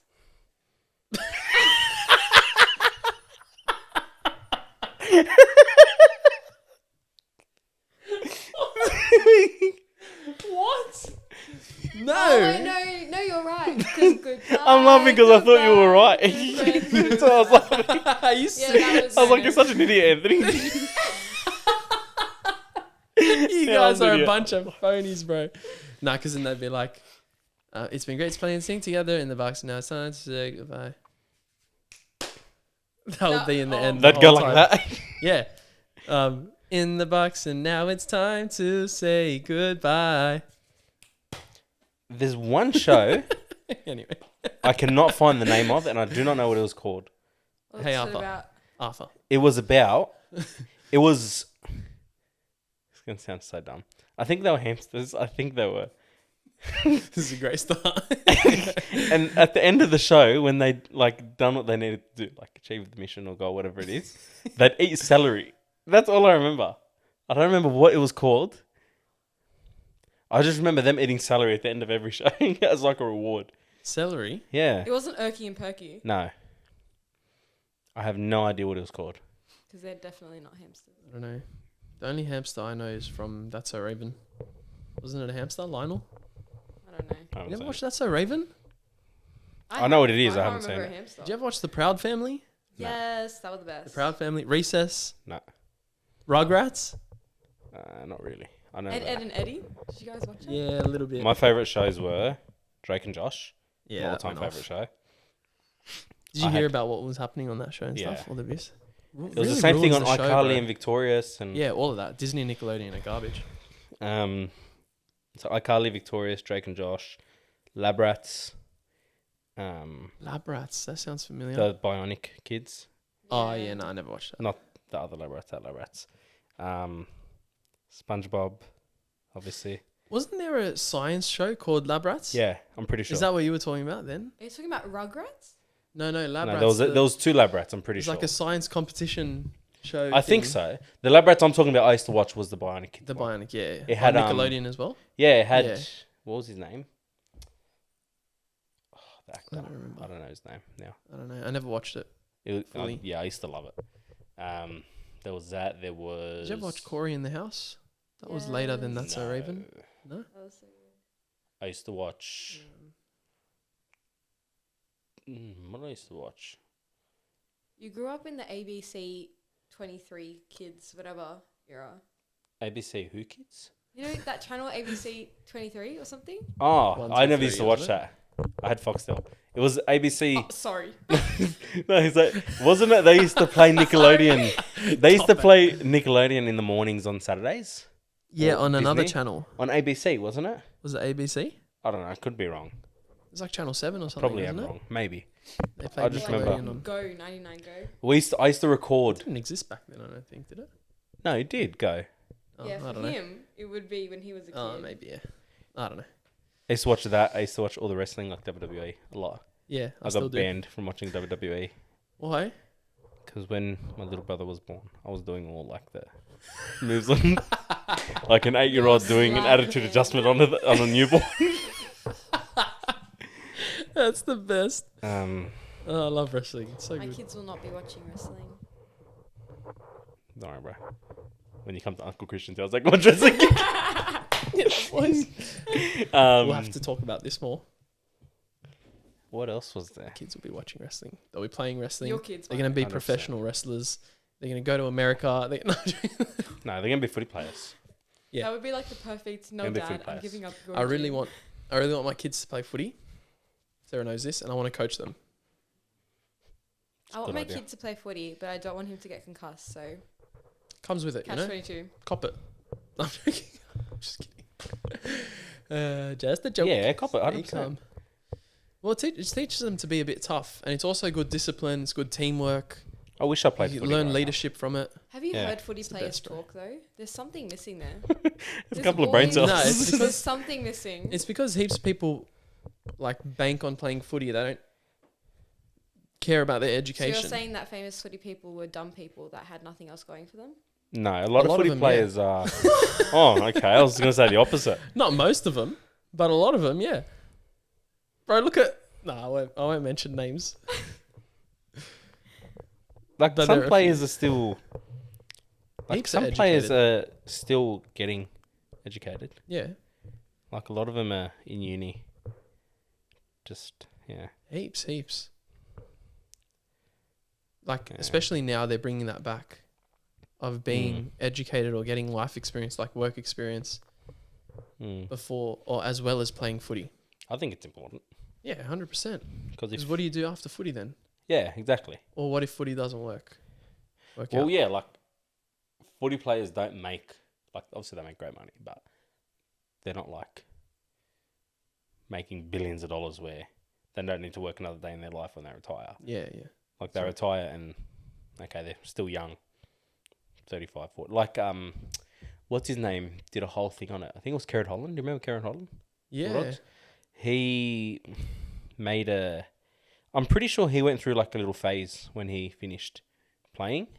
Like didn't know what to do. I think now he's like a financial advisor in Terrigal or something. Yeah, I've seen that. But yeah, it's important having something there. You I have guess. to. You actually Just have in case something happens, or like you said, when they retire, what do they do? Yeah, I think it's important. Yeah, easy if you're a big name to move into like Yeah, the but how many journalism side of people it. are? Yeah, very few. How many people are big names? Yeah, that's right. So You should have played footy. Hmm? You should have played footy. one of my biggest regrets in life is stopping footy. Mm. Lucky you, I never got to that point. I never played to start with. Yeah, that's was never true. allowed. I should be grateful that I actually got to play.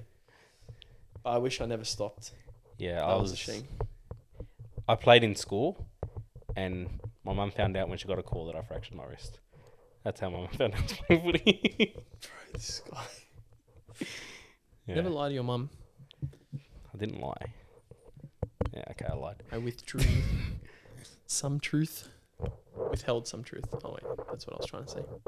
Withdrew. You told her I took it back. Shut up. No. What else is there? There's something else I was going to mention about footy. We're just going from topic to topic, you know, I swear. and then back. But who cares? And what? Okay. No worries. What was I going to mention? There was something else that happened. Let me check the footy. Bulldogs, Eels, Manly, Raiders, Dolphins, Sharks. You reckon Penrith will win the comp? Yeah. They'll go 5. Same. That's what I think. Storm obviously are their biggest. I genuinely don't think that Broncos and Sharks are title contenders. No. Like, I think they're good teams and they'll get far. But I don't actually think they have a chance of winning the I think the only people that have a chance of winning this year's, have a chance. Someone has to win. Yeah, Sorry. no, you're right. Like, the only two players. Two players. Yikes. Sheesh. I'm not very Take the educated. credit away from the rest of the The only team. two teams that will thing are Panthers and Storms. I think Panthers will win. For Panthers to play the way they played against Storms, with no Cleary and Edwards, Yeah. it's funny. Every That's year, insane. it's, they're not going to do it again. Mm. I think as long as they have Cleary, Edwards, and Yo, they're set. Huge, yeah. And their system's crazy, bro. Yeah. The system. It's similar to Storms now. Like, I love Storms. Falongo. I love him. really? Yeah. I think he's so overrated. I think he's hilarious. the way, far longer. yeah, the way he runs, like the way his Okay. step. You just like the way he runs. I love the way he runs and jumps and steps and then gets off injured with a pulled hamstring after it. Hard on. Hard on. But like, it's still pretty funny. He's savage. I just think I think he's one of those players that has skill and like agility and speed and all that, but he's not a first grade footy player. Not yet, at least. Like, I don't want to just bag the guy out. Like, I'm sure he can develop and stuff, but Same thing as Galvin. I think he needs time. I think Galvin's there already. I don't think Farlongo's there. And I don't think a lot of those speedster players are there. You know Keanu who's Kinney good? is another story. I like Keanu Kinney. You know who's good? Tyrone Wishart. Yeah, he is. Bro, he He is had a tough start, beast. but he's better now. He is a beast. You reckon he'll move? Did he re-sign with Storm or no? I don't know. Maybe. You reckon he'll go somewhere? I think it deserves to start. It's a bit cool. I think it deserves to start. Where would he start? But at this point, where would you start him? Halfback? Either a 6 or 7. He can run. Yeah. Like, you can, I don't know, like, you can picture him. I thought when Dylan Brown signed with Knights that Eels are going to try to get him. Because he's New South Wales. He's originally New South Wales. There you go. Apparently, Eels want Galvin as well. I don't know if I'd invest in Galvin. At this. I think the only thing that can ruin Galvin's career at this point is his agent. Mm. I think his agent Chasing has the money. Yeah. I think he has all the power. It's funny. I was talking to someone at work about this. We're talking about the Dylan Brown situation. About how he's signed now for 13 million, which I think is very bizarre. But anyway. Bizarre to say the least. Yeah. No, like he's a great player. Yeah, but he's not worth 13 Is he mil worth for being 10 one of the years. highest paid for 10 years? Probably not. Like Even more than that, just a 10-year deal on its own in is general, stupid. like well, they've got like how many like between him and Ponga, it's like $2.5 million a year. What's Yeah. the salary? 12 million? 12.9? I think it's gone up, yeah. To that. Whatever it is, like brother, oofed. Yeah, I You know. have 28 other players. You got to spread that money across. Yeah, true. But No, they don't really have any more big names other than that. they don't. But like obviously they got rid of Thompson. Leo Thompson now with Yeah. the Dogs next year. Thank God. Braden Best. Bests, I would be on think. decent money on his next contract at least. Yeah, I think he'll. I don't know if he's re-signed. Did he re-sign? I'm not sure. Yeah. Anyway, so like Brown going there, and I was speaking to someone at work about it, and I was talking about I've only recently started watching AFL like here and there, but it was talking about there was one AFL player, I don't know his name, but he was offered big money to go somewhere, but he'd also been throwing, like, I don't think Knights are going to win anytime soon, with all due respect to Knights. Yeah. Nor do I think Eels are going to win anytime soon either. But I'm sure Knights weren't the only team they were offering him money to go. Surely. But, like, would you jeopardise a premiership for money? Because if you're that good, the money's always going to be there. Like, you can decline a contract now, grow your game to a better player and a better team winning a premiership, and the money's going to go up. Yeah, but the risk is also there that you don't do that, and your value goes down. Okay, but if you're that young, you're playing that well.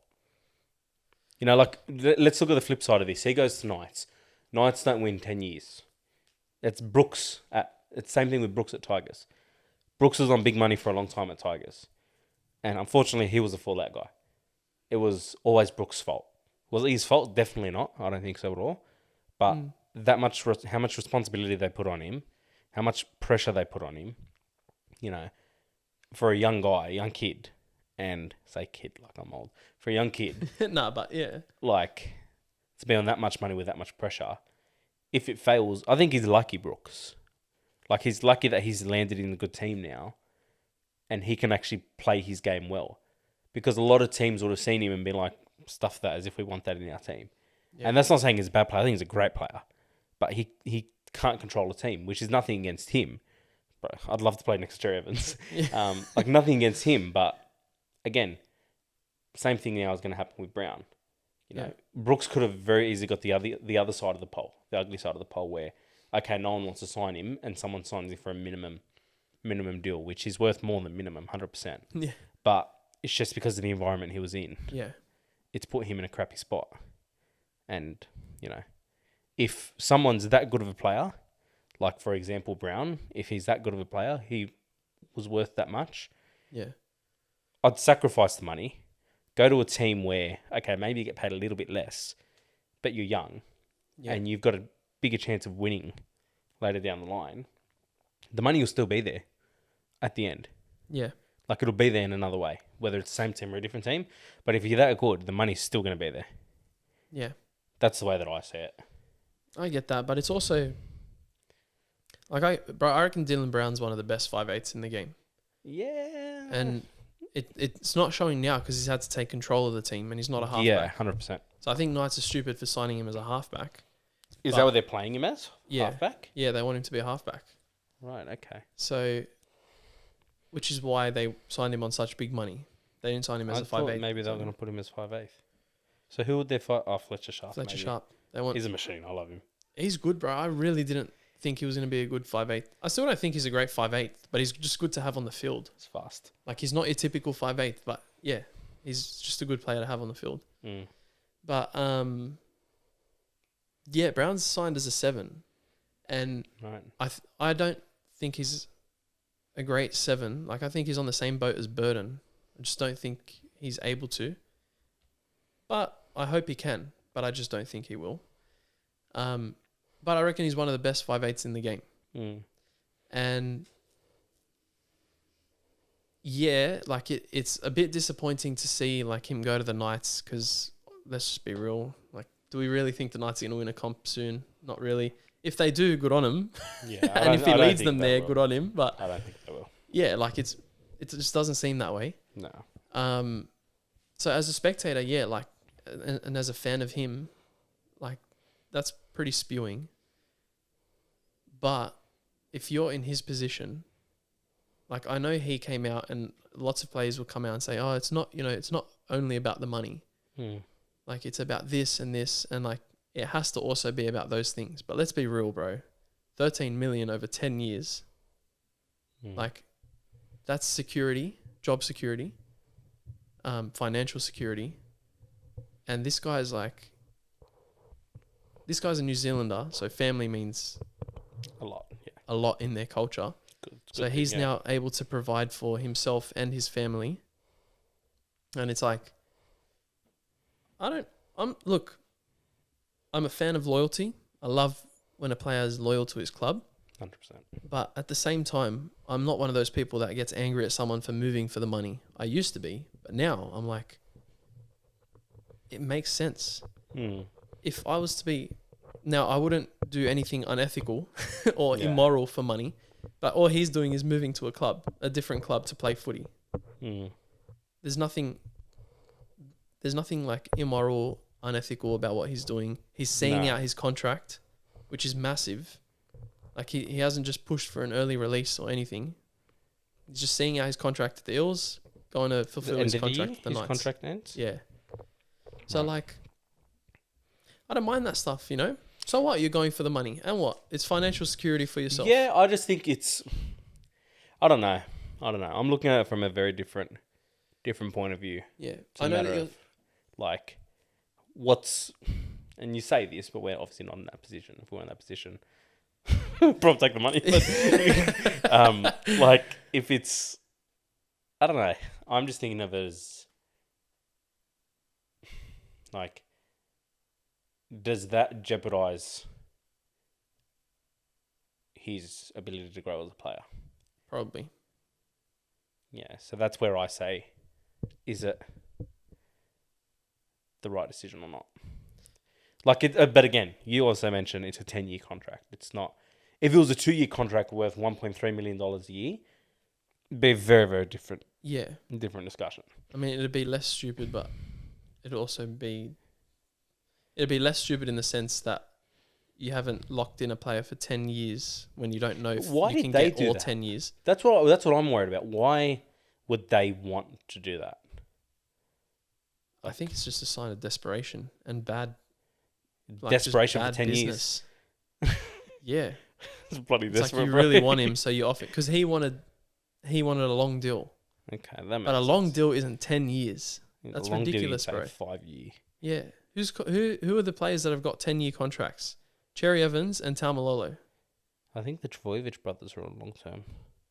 Yeah, but not 10 years. I don't think it's 10, but it's still long. Long term, yeah. But the Trbojevic, I mean, they're understandable, really. Yeah. But also, like... They come in But threes. they're not 10 years, you know? Yeah. Like, it's a ridiculous deal. If he wants long term, you offer him a 4-year deal, 5-year deal. You know? That's security, bro. So now you're at a club for 4 or 5 years. That's pretty good. And I don't think Eels were offering him that, which is why he left. Apparently. That's what's been reported. I wouldn't counter that. Like, if you get a 10-year offer from there, that's another club going to come say, well, we'll give you 11 years. Like, yeah. You wouldn't really have a counter to that. That's right. Because it's not something that you would normally do, I guess. And it's stupid. Like, if Dylan Brown genuinely wants to grow as a player, then he's made the wrong move. Like... I agree with that. But 13 million over 10 years. Like, you don't live to make money, but you make money to live, right? Yeah. Like, Well, I'm sure you need Dylan that Brown... financial security, of course. Yeah.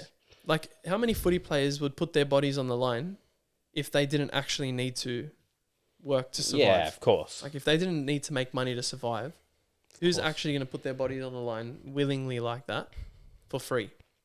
Or just if money meant nothing. Yeah, some eggheads do it for sure. Nah, but it's like... No, it makes sense. You do it for the money. You know? Yeah, well, it's a job. That's what it is. It's exactly. a job. No one would be working if it wasn't for money. Yeah. Like, and again, If it's Sydney not wasn't so bloody expensive. Hey? If Sydney wasn't bloody expensive. Yeah, that's right. Oh, filthy, bro. But that's... I mean, again, it's like you're not living for the money. Like, you're not completely obsessed or worshipping money. But the reality is you need money to survive. You can't just be throwing money in the bin, like, or flushing it down the toilet. Yeah, I think there's a lot of different ways to look at it.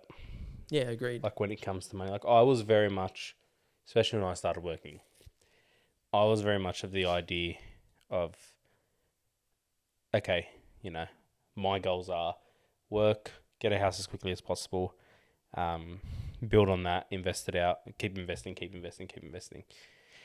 Whereas, I mean, more recently, as in like the last year or two, it's completely changed where it's more about, for me, it's like, okay, well, look, I'd rather live happily in the moment than long term Yeah. stuff like yeah, I don't know. It's very off It's topic. important. In but, Sydney, it's easy to...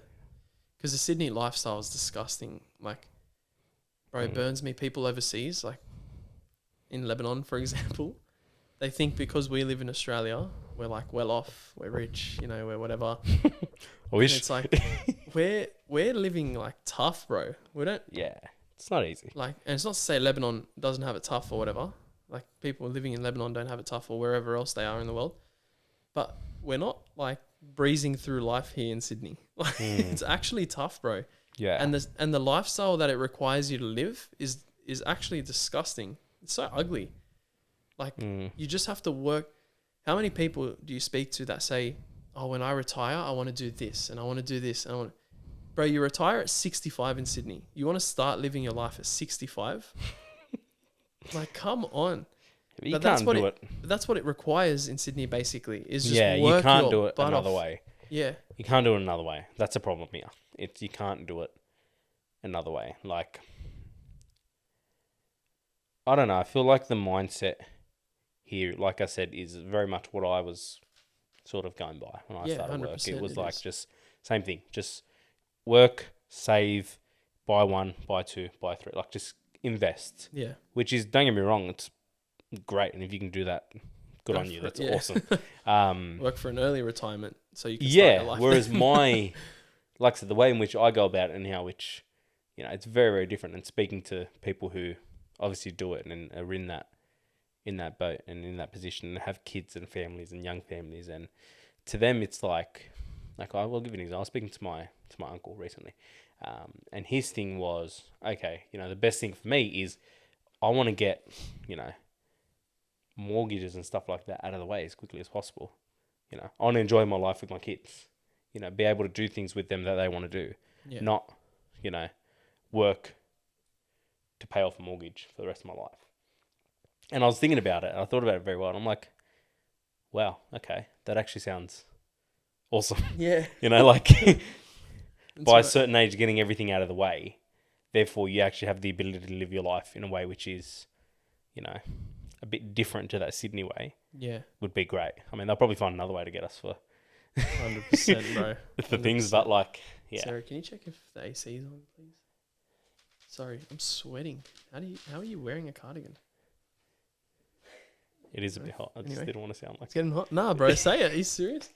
Sorry to interrupt. Yeah. disgusting. Yeah, bro, it's just ugly. It's like, Yeah. I don't know. It just, like, not that. The happiest people I know, people actually living joyfully, are the people who, yes, are like really like white knuckling it through. What do you mean by that? Like they're really like pushing through work and stuff, and like it's not like they're careless with their money or with work and all that stuff. Like they're pushing through, and it's not like they're necessarily, well, some of them even are really like struggling financially, you know, not in the sense that I'm saying it wrong. Like, It's a challenge. yeah, it's like they're not necessarily comfortable. They're working hard to provide for their families and stuff, but they're the most joyful people. It's like they're living first and foremost as like husband and wife, father and mother. You know, they're looking after their own family. Like that's their priority. And work and all that stuff, that's to get them and their families in like a better position and all that stuff. But it's not like their main focus is on work, it's on money, it's on whatever. It's like their priorities are right. Do you know what I mean? Like, Yeah, I've said that in a weird way, but no, I say that. I exactly understand what you're saying. It's Well, think of it like this. Which if is you're, what you mentioned about your uncle. By the yeah, way. yeah. It's like, So think of it like this. The way I'm thinking of it is like this. It's the more of something you have, sometimes the less value it holds. So like, Interesting. for example, I always use this as an example. I love my cars. Imagine everyone drove around in a Lamborghini. Like imagine you're just driving and you see Lamborghinis here, Lamborghinis there. Would they be worth as much as they are? Definitely not. Yeah. Or would people turn their heads and say, wow, that's a hot car? Like, A hot car. Yeah. you know what I mean? Like, would people do that? Yeah. Probably not, because Yeah, it's that's so...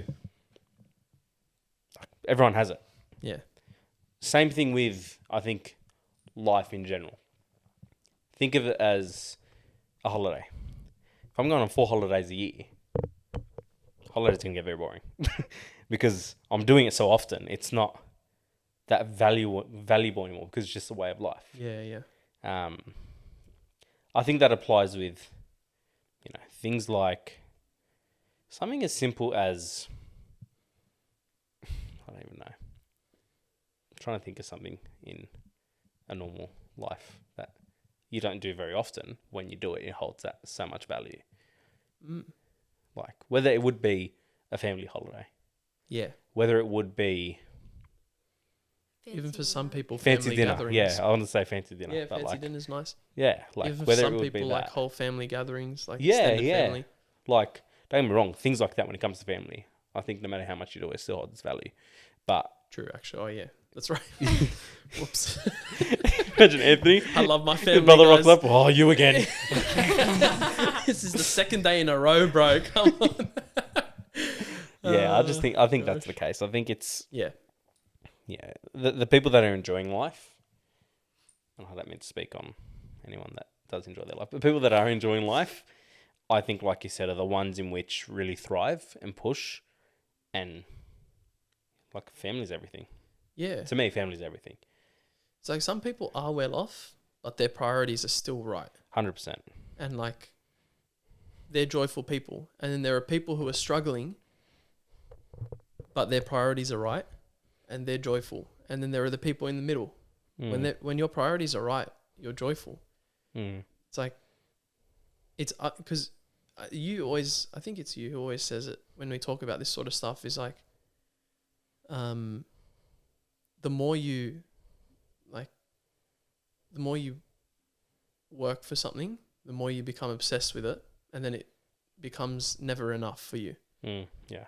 And it's like, if your main priority in life is making money, it's just Never going to be enough. yeah, it's never going Yeah. to be enough. You can make millions and you want billions. You can make billions, but you want trillions. And it's like, obviously they're extreme examples, but like, No, but that's same thing with, and there are very like real examples of that. yeah, Money's a great one. Valuables. Whether that be cars.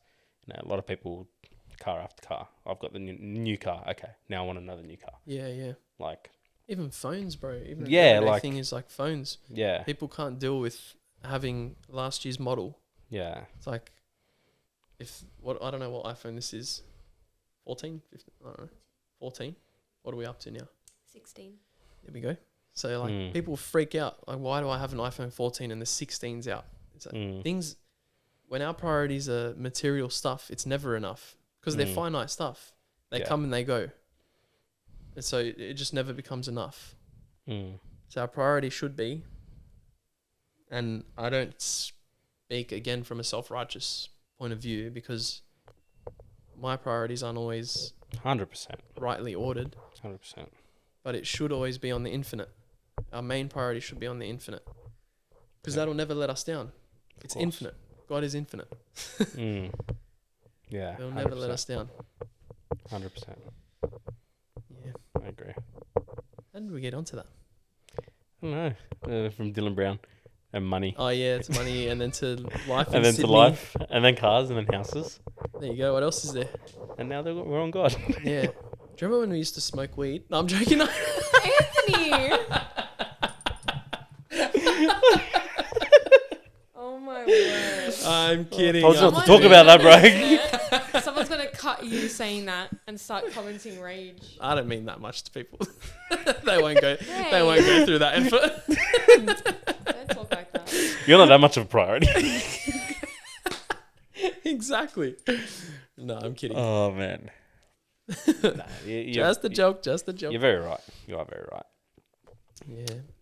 Face. Hmm? I said faith. Face. Face. Face. Yeah. Face Very with an important. accent. Yes. Face. Well. All right, guys. Does your foot roll in like mine, or maybe even roll out, or do you just need general treatment for nail and skincare? For any problems with my feet, I go to MJ Podiatry. They're a mobile home visit network servicing all of Sydney, offering expert podiatry care for general treatments, sports injuries, custom orthotics, ingrown nails, and footwear advice, and offer NDIS and home care packaging. Visit mjpodiatry.com.au, call 0412 389 278, or email info@mjpodiatry.com.au to book your appointment today. Use code ATG10 for 10% off your treatment. I think it's about time I introduce you. Oh yeah.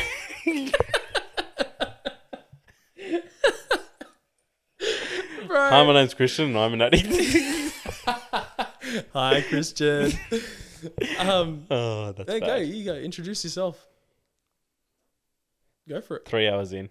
Yeah. Oh gosh. Introduce yourself. You started it. You did well. So go. Keep going. Thanks, bro. Yeah, no worries.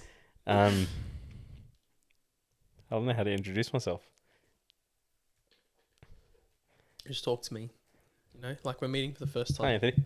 G'day, I mean, how you you gotta know your name. I'm I'm meeting for the Anthony. first time. Loser. Oh. Uh, Nah, my name's Christian. Welcome, Christian. Thank you. Welcome back to Against the Grain. Officially 3 hours into this podcast. Welcome back. We have Christian. Christian here with us. We have another very good friend of mine, Chrystian Semann. Can I say your surname?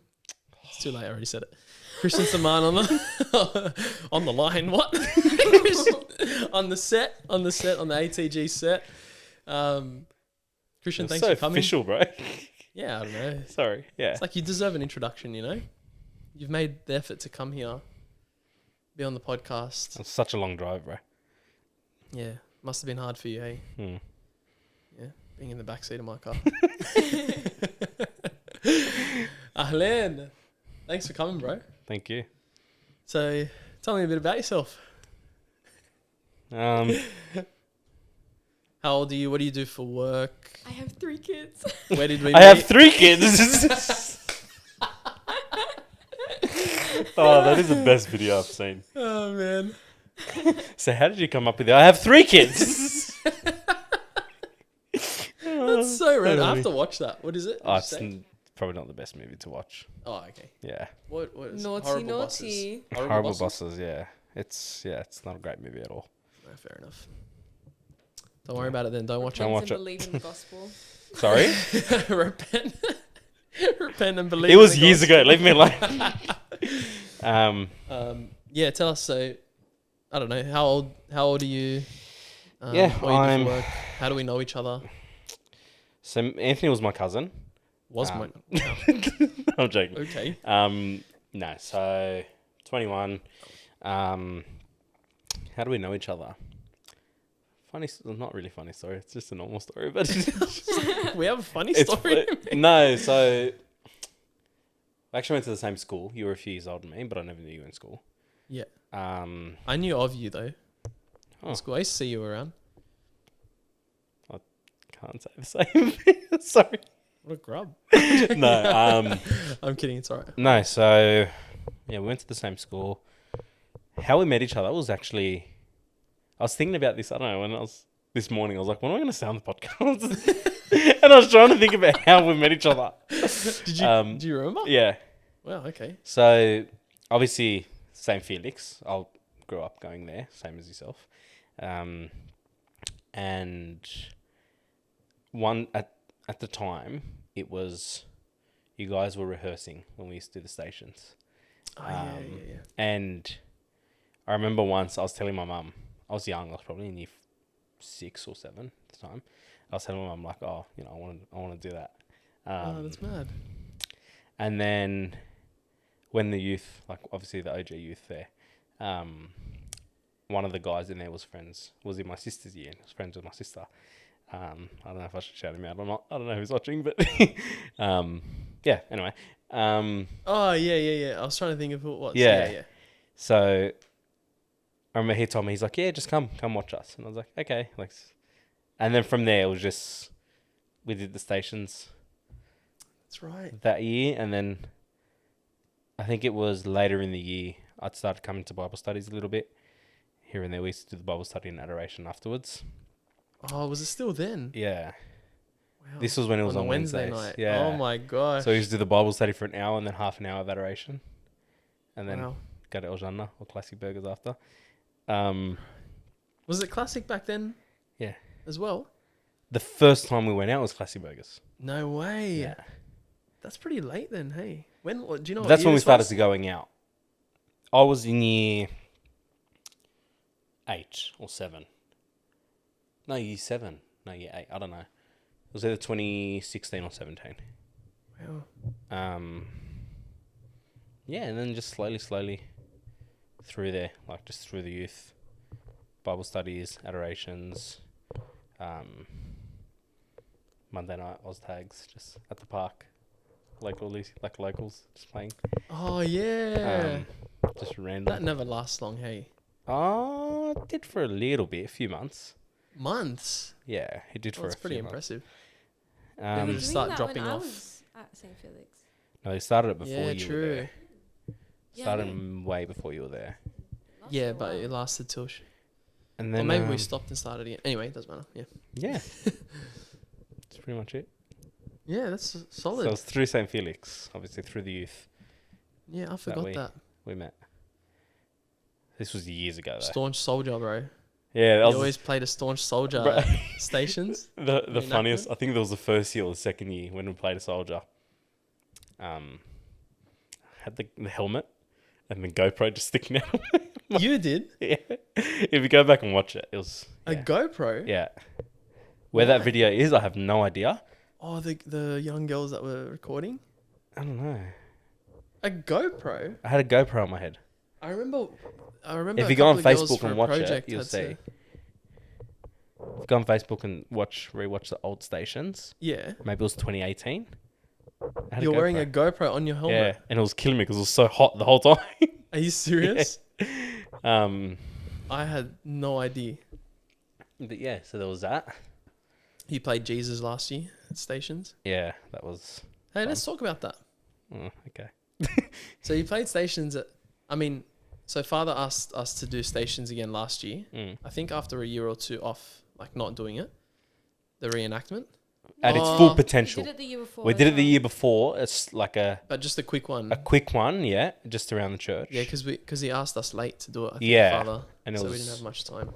yeah, Yeah, because we took that seriously. Like I know there are people that aren't a massive fan of like the the reenactment thing, reenactments, yeah, but we took that really seriously as a youth, as St. Felix, as a youth group, because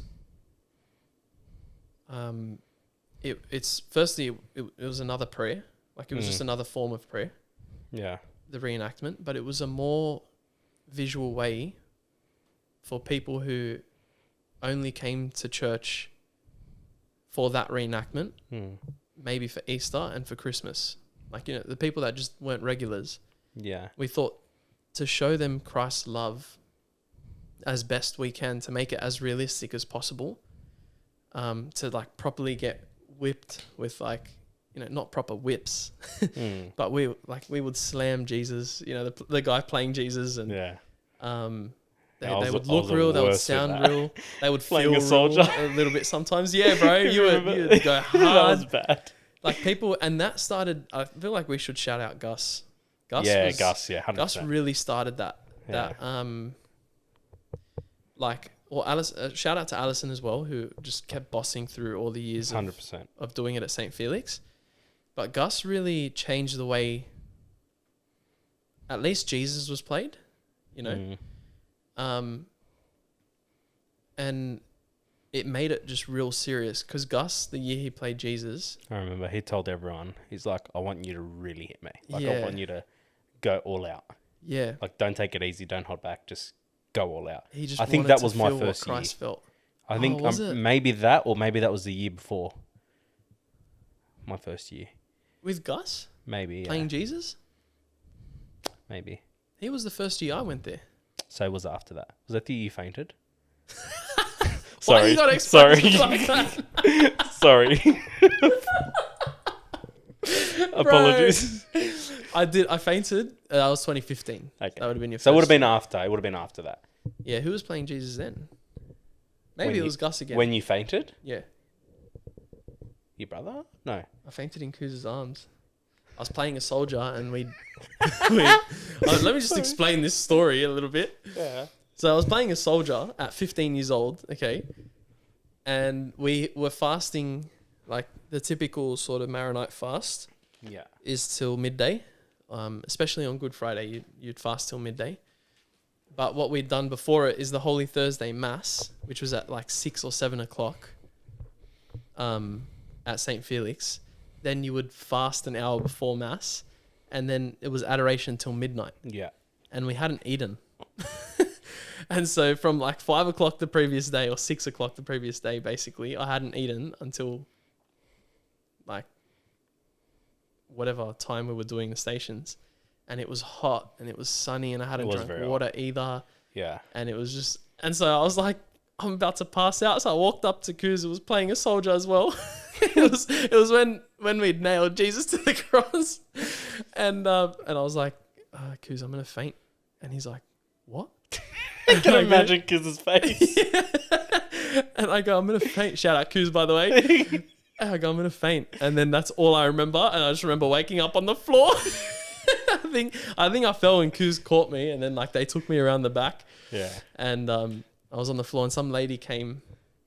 I don't know if it was some lady or a lady on you. I can't remember. Sorry if I know you. But she came with like, I think she had some lollies in her bag or something. So I needed a bit of sugar. I was just boss. dehydrated. It was really nice, actually. Anyway, thanks for mentioning that. Sorry. No, don't be sorry. But that was 2015. So Okay, was that your first year? No, it would have been after. Oh, no. Would have been after? Maybe just after. I think. Yeah, maybe the next year. Because 2013, I remember, was my first year there. Like that just in the watching hall? my brothers. When it was No. wet? No, wasn't that the year that... That's the year that... Sorry, we're shouting everyone out in the mistakes. Greg stacked it? Oh, gosh. I just remember seeing someone running and then someone's legs was just in there. Greg, shout out Greg, was playing Barabbas. And he's meant to run off like when he's set free. Yeah. And was like wet. cheer and whatever, and it was wet, so we're doing it in the hall instead. He's like sort of running from, there's like sheltered, Yeah. there's the synthetic grass in the playground and then the hall, and he's like running across, and he's like, I'm free, bang! I just heard, I was playing John, John the Apostle, yeah. Yeah. So I remember I was facing Jesus this way, and Greg runs this way, like past me. So I'm still just facing this way. And all I hear is, I'm free, boom. And I go, did he just stack it? And I look at Luke, shout out Luke now. He's playing Pontius Pilate and he's like about to burst into laughter. Yeah. That's the best. So was that the year before you came? Maybe. So you must have come 2017 probably. Maybe it was. When I was in don't year know. 12. I do not remember clearly. I don't know. I'm Because sure I saw you did before the that, bro. reenactment, but I wasn't a part of the youth. Yeah. It was after the reenactment, maybe a few months or even a year later, where I actually started doing Bible studies and stuff. It wasn't Maybe right I've after got the years wrong then. Maybe 14 was when I fainted. 15 was when Greg stacked it. And 16 you came in. Maybe. Wow, it's been 9 years. If it was 15. Could be wrong, but anyway. Yeah, anyway. So, Yeah, yeah. it's been a long time. But we took that seriously because there were people at church who we knew would only be there basically for that. And like maybe a couple more times during the year. And so we thought this is the perfect time to show them Christ's love for them, what he did for them Of course, yeah. on Good Friday, and the sacrifice that we, like, we were willing to make for them. And we that we still offer at mass every day. Like, so we did take that really seriously, and I think it was a beautiful way. I mean, I hope it like bore fruit. I'm sure it did. I'm sure it did. Please God, but that was like something that we really took seriously at St. Felix, and then we restarted that. We did like a quick one, it was a short one the year before you played Jesus, so 2 years ago now. Yeah. And then last year you played Jesus. How was that experience? It's very interesting. Yeah, interesting is the word. It was beautiful. Like it wasn't what I expected. And I remember our conversation. Maybe it was after you asked me, and it was over messages. And I remember you said to me, you'll feel completely different after doing it, because you did it one year. Shout out to you. Sorry, but yeah. Thanks for the shout out. Yeah, and yeah, it was interesting. It was very, very beautiful. It was very different to what I expected, though. It wasn't like, I don't know. I honestly, I can't put it into words. It was just, in the moment, for me at least, it was just like, let me tell you about how I felt during it. Yeah, go for it. So, during the play, I was just like, coming up to it, I was like, all right, we're fine, we're good, like, whatever, we can get it over and done with. And I was very nervous at the time. And this is after I've played for 4 or 5 years in the stations. As a soldier. As a soldier, though. So, yeah, obviously coming up to play, very nervous, very iffy. I don't know what's going to happen. And then during the play, I remember it, or I should say play, reenactment. During the reenactment, I remember when, if anyone knows the route that we take, we come up to the, in front of the school at the canteen. Yeah. And that's where... That's of La Salle. Yeah. So where Simon come and helps. Yeah. Jesus. Yeah. Carry the cross. And during that time, so at the time when we're doing it, we're coming up and there's a lot of people. I don't know how many people there was, but there was a lot of people. Especially playing Jesus, I noticed how many people. I'm like, oh my gosh. Yeah. So yeah, there's a lot of people, and I'm like, we're there on the knee. We've obviously got the cross on my back. And then while we're waiting for people, I feel sorry for whoever played Jesus before, but soldiers just whipping the crap out of him. Yeah. Just, and obviously while that's happening, I'm looking at all these people come past, and I don't know, it really hit me at that time during that like, little pause while we're waiting for people and just getting whipped. And at that point, it's where, because you've carried, it's not a light cross, like it is a heavy cross. Yeah, and you're dragging it for 45 minutes maybe. Yeah. And at that time is where I started to feel a bit tired, and I was maybe a little bit sore, and the whips were actually starting to sort of get to you. Yeah. And don't worry about that. Sorry. No, that's all right. Sorry, bro. I was just gonna message my mum. She's calling me. Yeah, no, that's all right.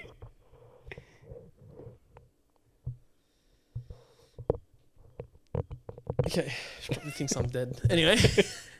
Sorry, bro. Yeah. That's right. So at the time, yeah, so we're getting whipped, we're coming up, and that's where I was starting to get a little bit sore. Obviously, and it's a hill to get there. Yeah, you're walking up the hill and you're barefoot and it's hot. And yes. Yeah. So I'm starting to get a little bit sore. I'm getting a bit tired. And at that time, that's when it really hit me. I was just like, I'm here reenacting maybe 0.01% of what actually happened 2,000 years ago. Yeah.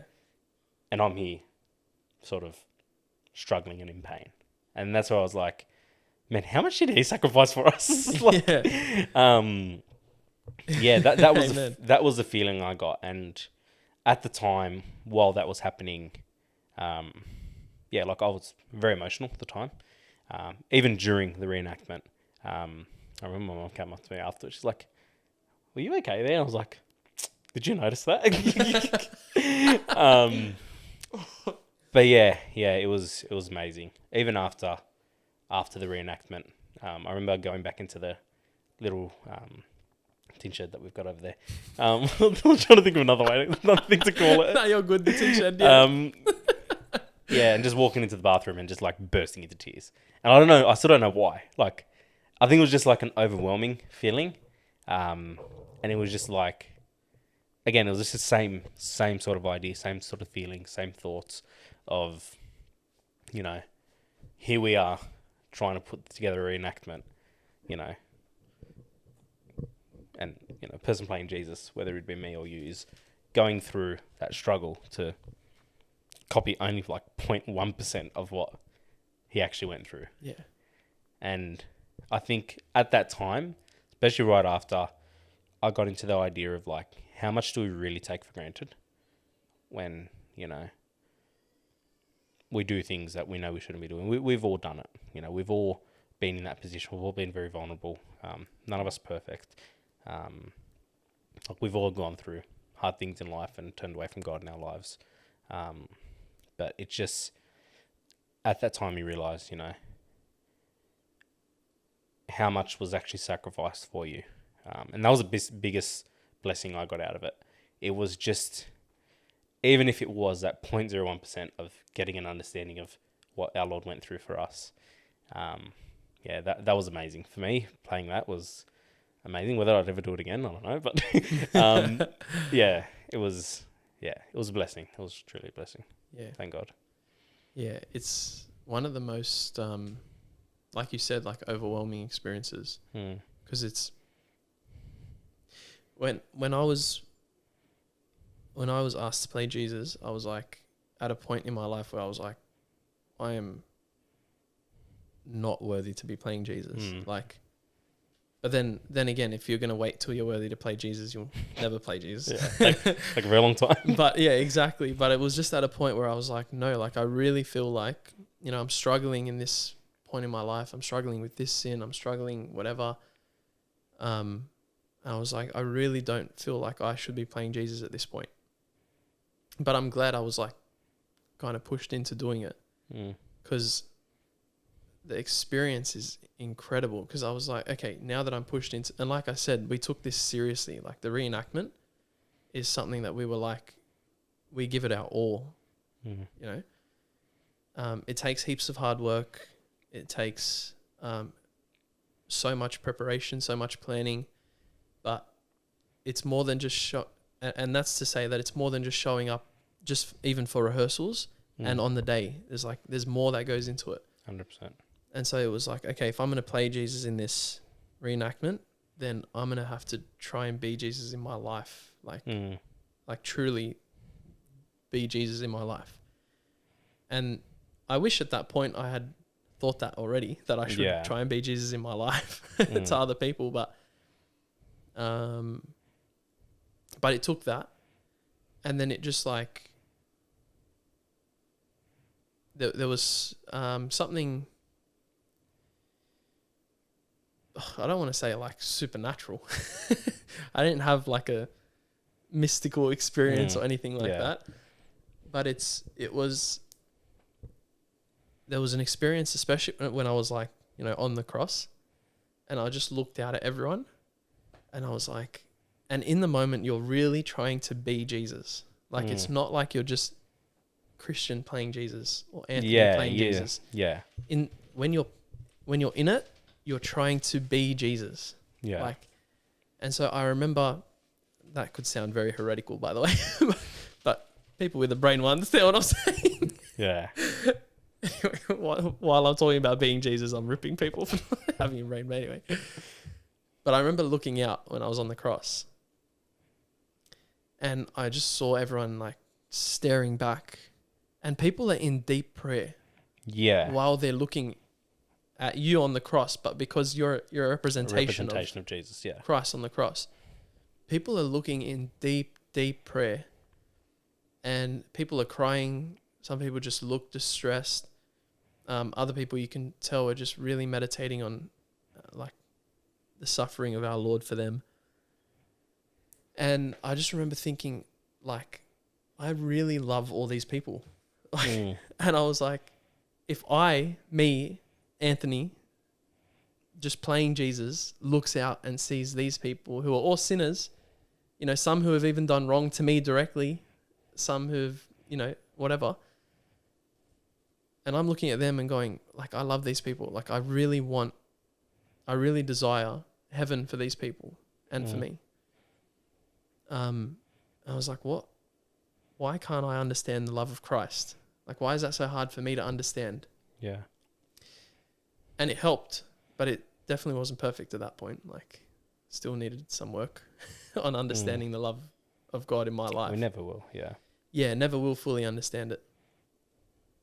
But those moments are like, they're just special, bro. And it's even for people, I remember telling Nicola, who played Our Lady last year, like, just put yourself in the experience. Like, be Our Lady in that moment.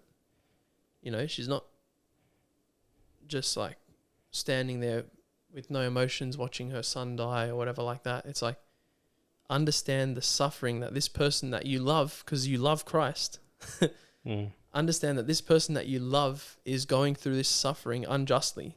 Like, he doesn't deserve it, but he's doing it for you and for everyone else and whatever. Then you like play from a soldier, understand that every whip that you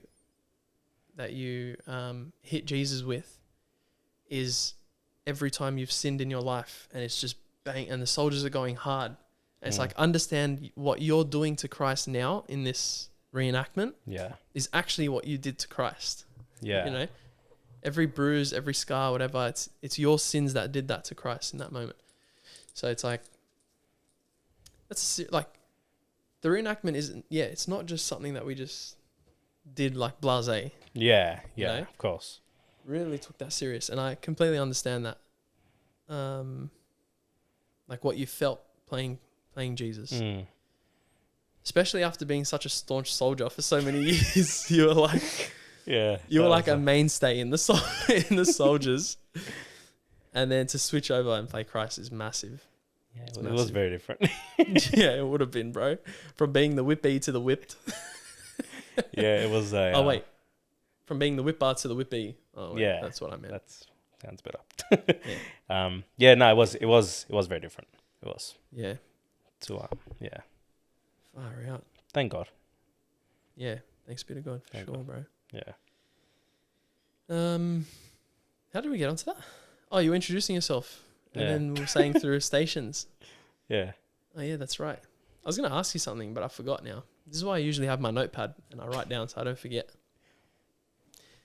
Because then I forget like this. Yeah, I was explaining how we met. And I said we met through stations. Stations, yeah. Yeah. And that's it. And then from there, that's we pretty much just grew a bit closer to each other. And oh. um, yeah, true. And I've known Yeah. you're like a brother to me now, so I'm glad you've thanks. come on, bro. Thank you. Happy to be here. I remembered what I was going to talk to you about. And are you all right to keep going? Yeah. It's 3:30. I'll take the 6:45. Sweet. We're good. We'll finish up on this. I thought, and this isn't to boast about what we're doing, like what we're going through at the moment or anything like that, but I think it's a good experience to talk about, a good experience to talk about is the experience of going through Exodus, the Exodus program. So we've done Exodus 40 a few times together, but this year we've been blessed enough to get a small group together led by Father Ronnie, and we're all doing the Exodus 90 program together, which has been awesome. Exodus is basically a program of simplifying your life. So with the hope that you become free from what you're enslaved to, and that's different things. It can be your phone.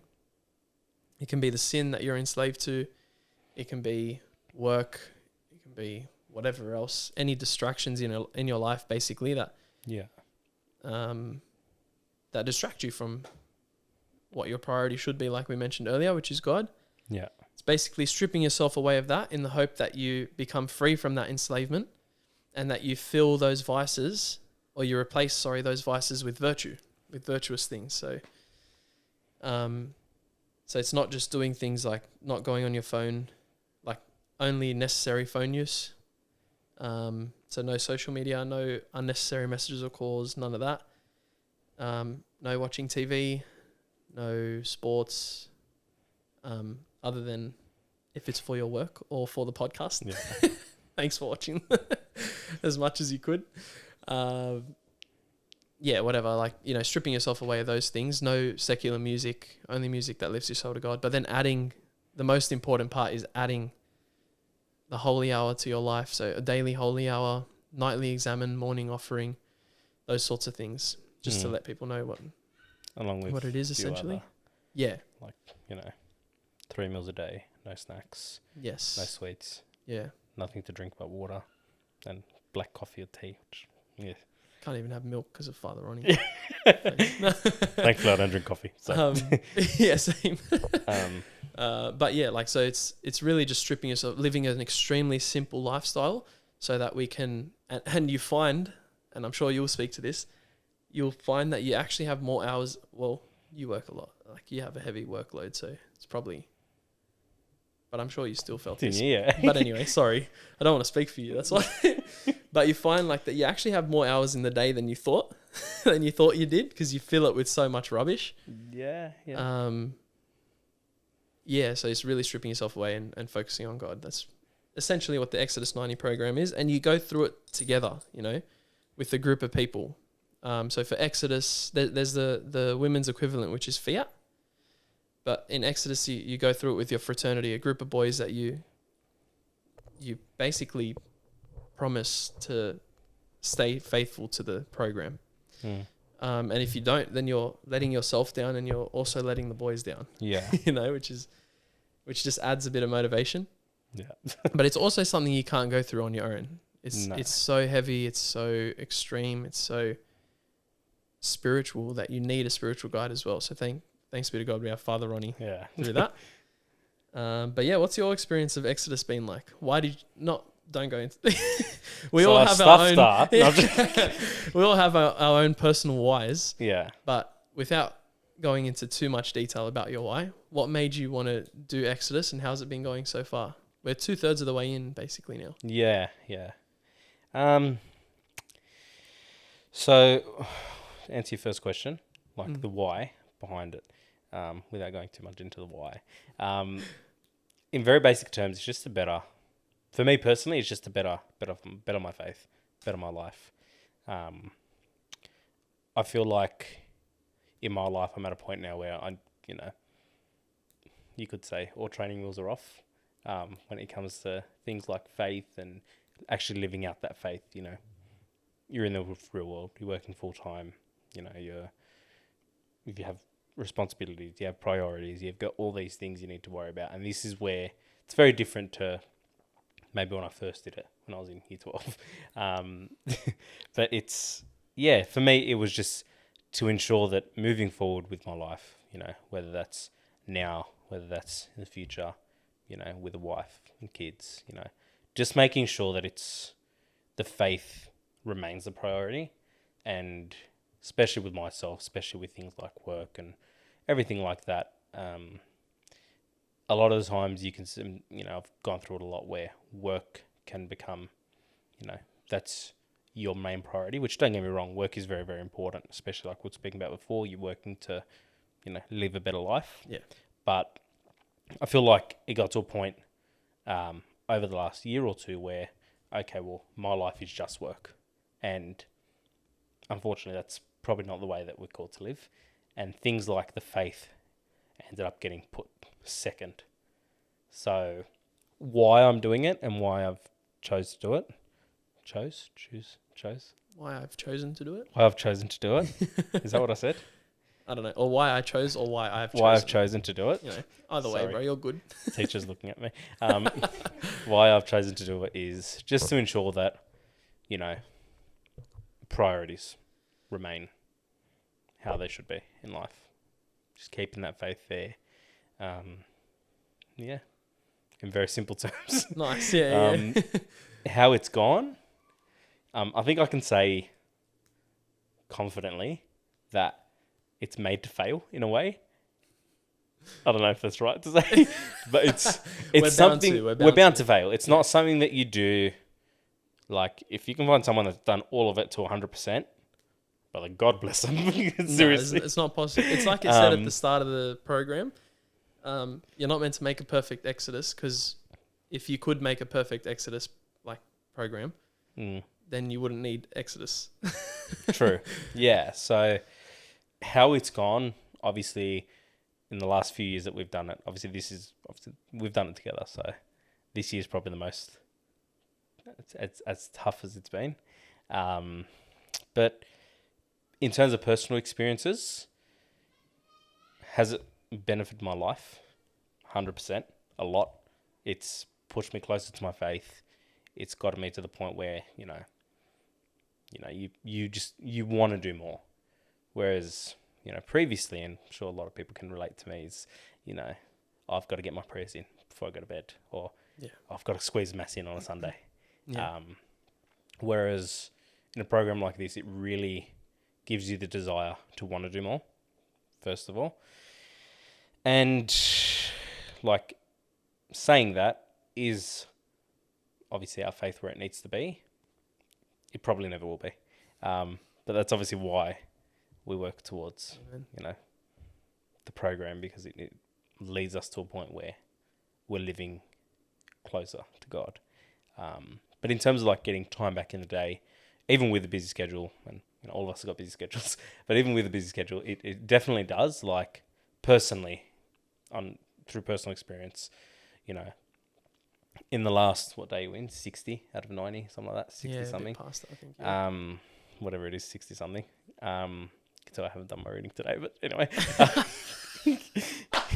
I never remember the day anyway. To be honest, I kind of skip over it.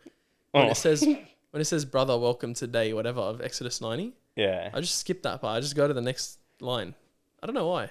Oh. Unless I listen to it and he's like, brother, welcome to day whatever of Exodus 90. Let's check what day we are. But anyway, yeah, keep going. Sorry. I'll take a guess, 64. That's what I was thinking. Maybe that's why. Maybe it's right. That's why we thought that. Yeah, so... Yeah, you're right. 64? Yeah. Cool. Okay. So, I forgot what I was saying. Oh, in the last 64 days, I remember what I was saying. Like, there are definitely things that I've noticed about myself, and there are things where, I thought I was doing things right, whereas, you know what, I'm actually not, getting time back in the day, like I said, even with the busy schedule, 100%. For me, simple things like spending an hour in adoration, shout out to St. Joseph's Moorbank, but spending an hour in adoration, perpetual adoration, whether it's 10, 11 p.m., sitting there reading our gospel and going through all that, it's 100%. It's very, this year for me especially, I don't know about obviously you and the other guys in our group, but for this year for me, it's hit me very, very different. Maybe it's just the fact that it's 90 days, like the 90 day rather than the 40 day. Maybe it's, tried to be more into it this year. Yeah, I don't know. But it's hit very different this year. And would recommend to anyone else that wants to definitely work on their faith. Yeah. So, we're obviously not perfect at all. We're very far from it. But it helps you to understand. Like, it helps you to actually simplify, and you can check me on this, to actually simplify your life and break it down to, okay, what are the parts that I need to focus on? Yeah. What are the parts, and, out of anyone, things as simple as music. For me, it's killing me not listening to music. But again, it just helps you really understand what we're taking for granted and what we need to be more thankful for. So, would recommend. Amen, bro. Yeah.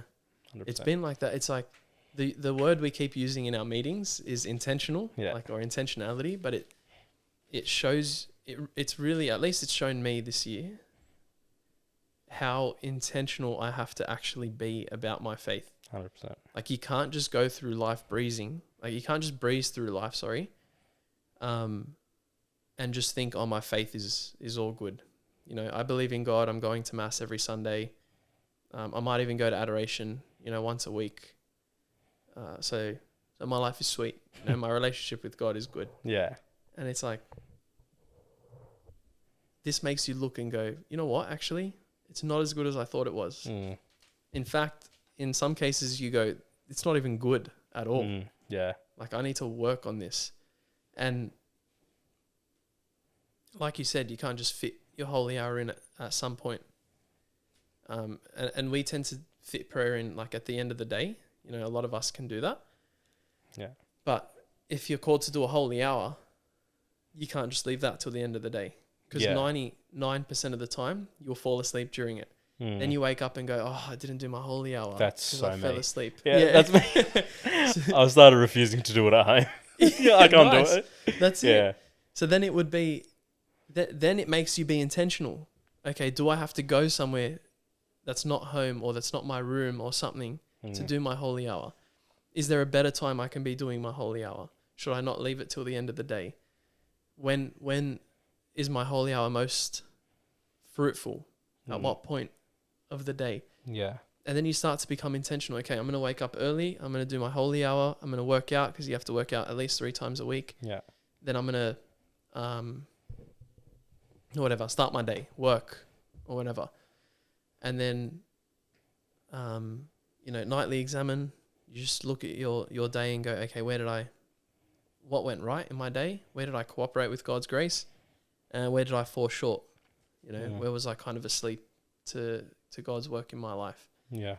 And then you just so it's like you have to be intentional about it. Otherwise it doesn't happen.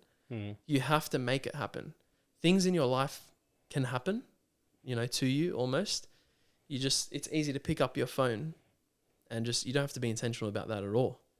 How many times during Exodus do we pick up the phone and start scrolling through? And I've started scrolling through LinkedIn. It's really bad.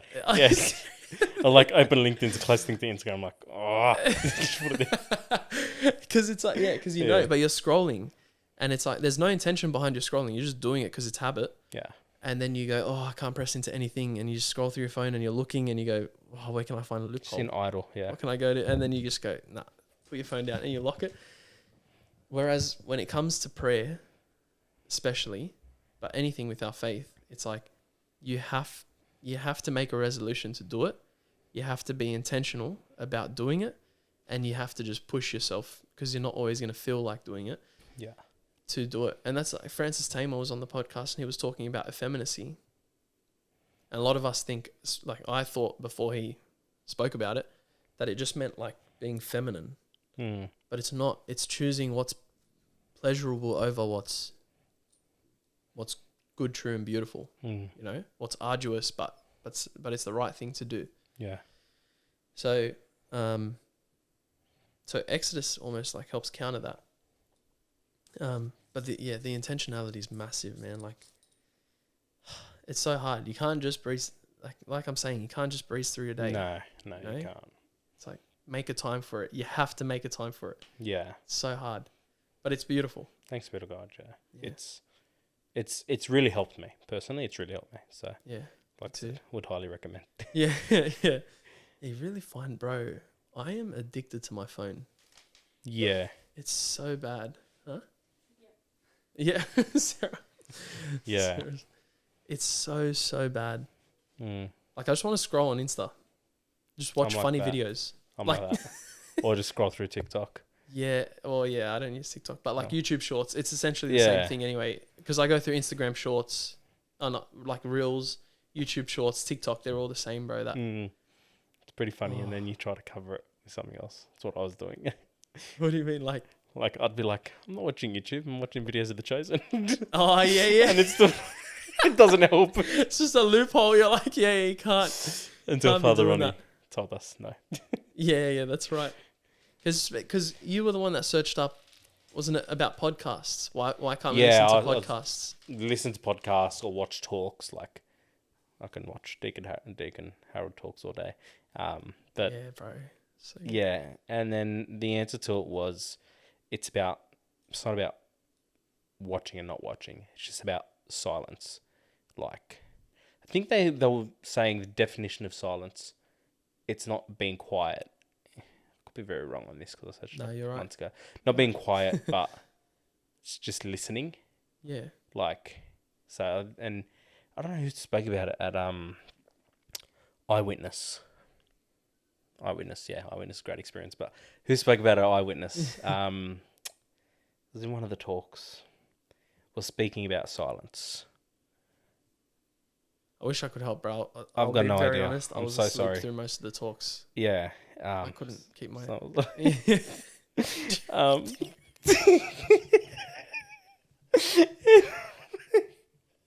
yeah, I remember.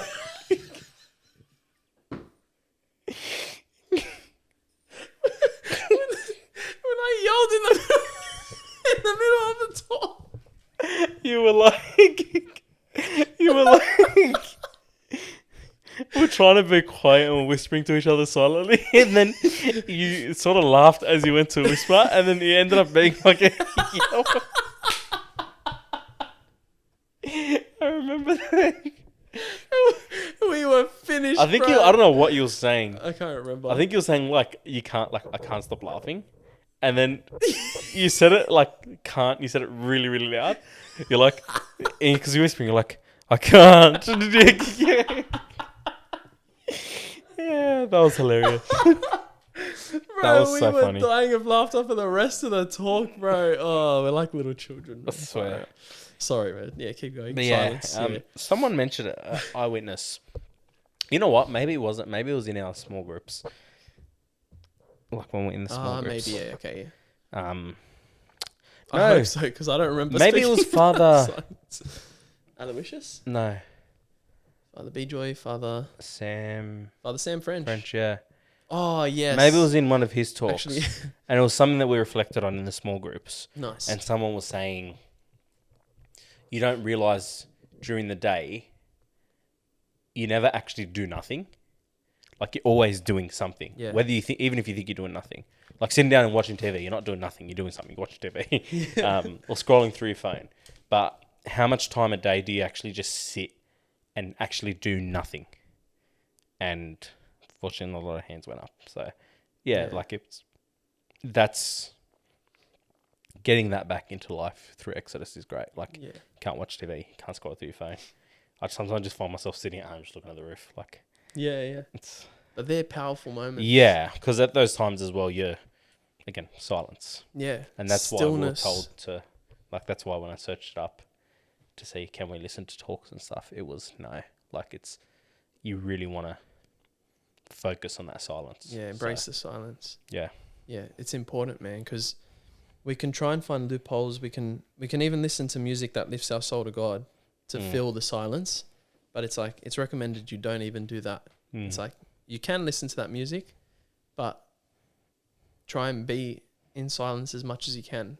And that's actually, it's like our everyday life is really, in Exodus is really training us to do that. Because, bro, I'll watch videos on YouTube or movies or whatever while I'm home, like making my lunch or whatever. And then I'll sit and eat and my phone's still on or the TV's on and I'm watching. I have to be watching while I eat and all that stuff. Yeah, I'm the same.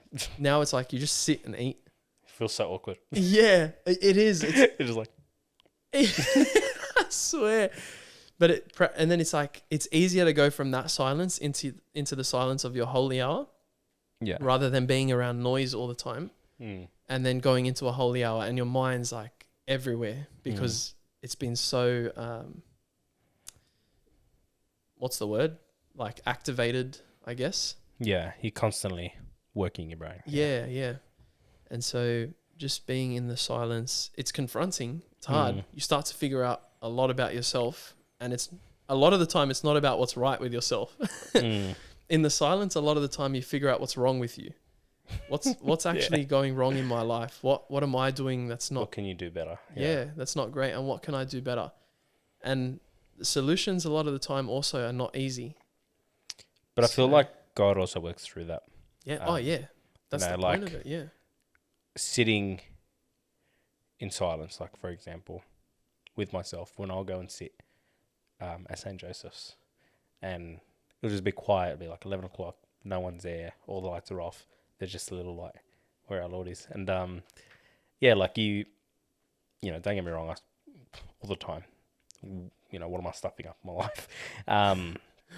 And then that can lead to another thought. Like that can lead to, okay, you know, how do I be better in my life? And what does that look like? Like I said, the solution. Yeah. And that solution leads into more solutions and more ideas and more, okay, how else can I give my life to God? Like, okay, it's not just fixing the one problem, but maybe it's doing something you never thought of doing, or, you know, getting very, very uncomfortable. So 100%. yeah, It happens when you're sitting with God in that silence, in silence. Yeah, because He's shining that light on those. It's like when you drive at night. I'm pretty sure Father Ronnie used this analogy ages ago in the Lectio windscreen Divina. one. Yeah. You know when that was? When? So bad. Yeah, wait, you full remember it as well. I remember it because it was one of the most embarrassing moments of my life. When we were in Bible study and I had a coughing frenzy. Oh my gosh. And then I had like a coughing frenzy and then I was like silent. Coughing fit. And then I started coughing again. I walked outside. It's like out of nowhere. There was no build up of it. Yeah, it was just a straight coughing frenzy. Sorry. That's right. What the? But that's the right, good memory. driving at night with the windscreen wipers one. Yeah, like your windscreen looks clean when you're driving in the dark at night. Yeah. You know, but then a light shines on your windscreen and you see all the dirt on your windscreen, and it's the same as when you sit in front of our Lord in the silence. Is you've been living in your darkness for so long, and then you sit in the presence of God, the light of the world, and He shines His light on you, and you see all the dark spots in your life. All the like those dirty spots. the dirtiness, in your life.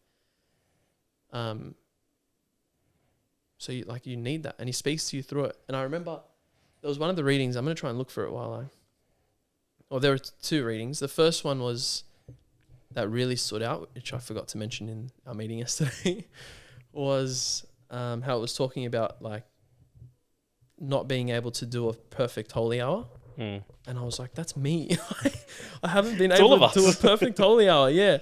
And it was like, I was like, it still felt really beautiful to just be in the silence. Yeah. And I knew it was benefiting me, even though I hadn't prayed a perfect holy hour. And it's not like I heard the voice of God like speak to me or whatever. But they're still just powerful experiences.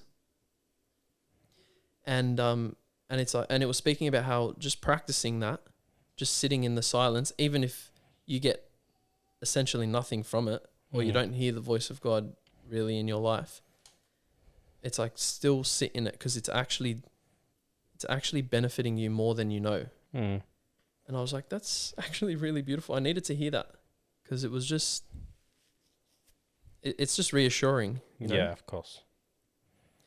I can't find the reading do you remember the God will fight for you reading? The one I said I just wanted to shadow box after reading it. The day? No, like it would have been early on. But do you remember the reading at all? No. It's really hard. Let me try and find it quickly. The title was God will fight for you. Yeah. So I remember should be it, able to but find I it fairly don't quickly. remember it. God fights for you. Just found it. Oh, was it? No. Yes. Oh yeah, I commented on Spanion's video. That's right. Did you see Spanion converted to Catholicism? Well, I don't know about converted, but he's a Catholic now. No, I haven't. So was it recently? Yeah. I've been off social, so. Sorry, I go on socials. I scroll a bit. This is where I've been getting stuck, to be honest. But I scroll a bit on the ATG page just to remain active, and like just to see if there are little things that I can see, like a footy player posts or something, and I go, oh, he's Christian or he's Catholic, so I'll like follow it or whatever. Anyway, so I was scrolling, and then like a recommended thing came up, and it was Spanion kneeling at St. Mary's Cathedral, and he Maybe I did see it on the Wednesday. Did you see? I saw something about him, but I didn't pay. I was trying to get through everything in the one day. Yeah, I didn't pay too much attention. Just trying to binge as much as you can. Yeah. But he was like, far out, that Wednesday ruined us, eh? Oh. We shouldn't have gone in like that. I was It's terrible. vibing to every single song that came on in the car. Like, even when I was on the way home. Everything. Because we were out for dinner that night.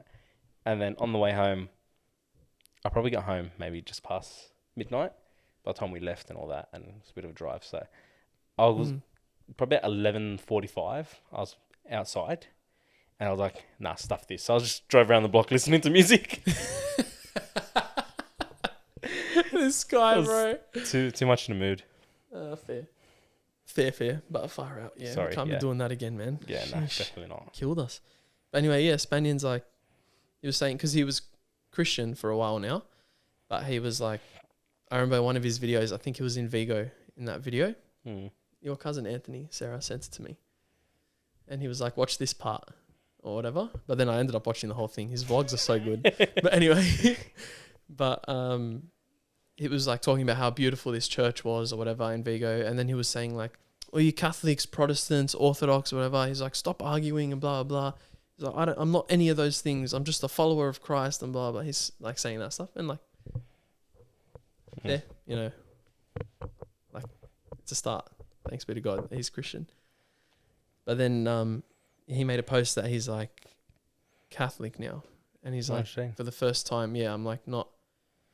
He was saying how, I think it was in his comment, like a reply to another person, a person who commented. But he was like, he said something like he was fighting Christianity for so long, and then he was fighting Catholicism for so long because of what he thought they were. Right. And then now he's like embraced it, and he's like, he's never been happy or whatever. And for all his Christian life, he's been non-denominational, but now he's like Catholic or whatever. And I was like, thanks be to God, man. What a beast. But anyway, the God will fight for you. So God fights for you is the title here. And it was a Exodus. I can't remember what chapter or verse or anything. But it says,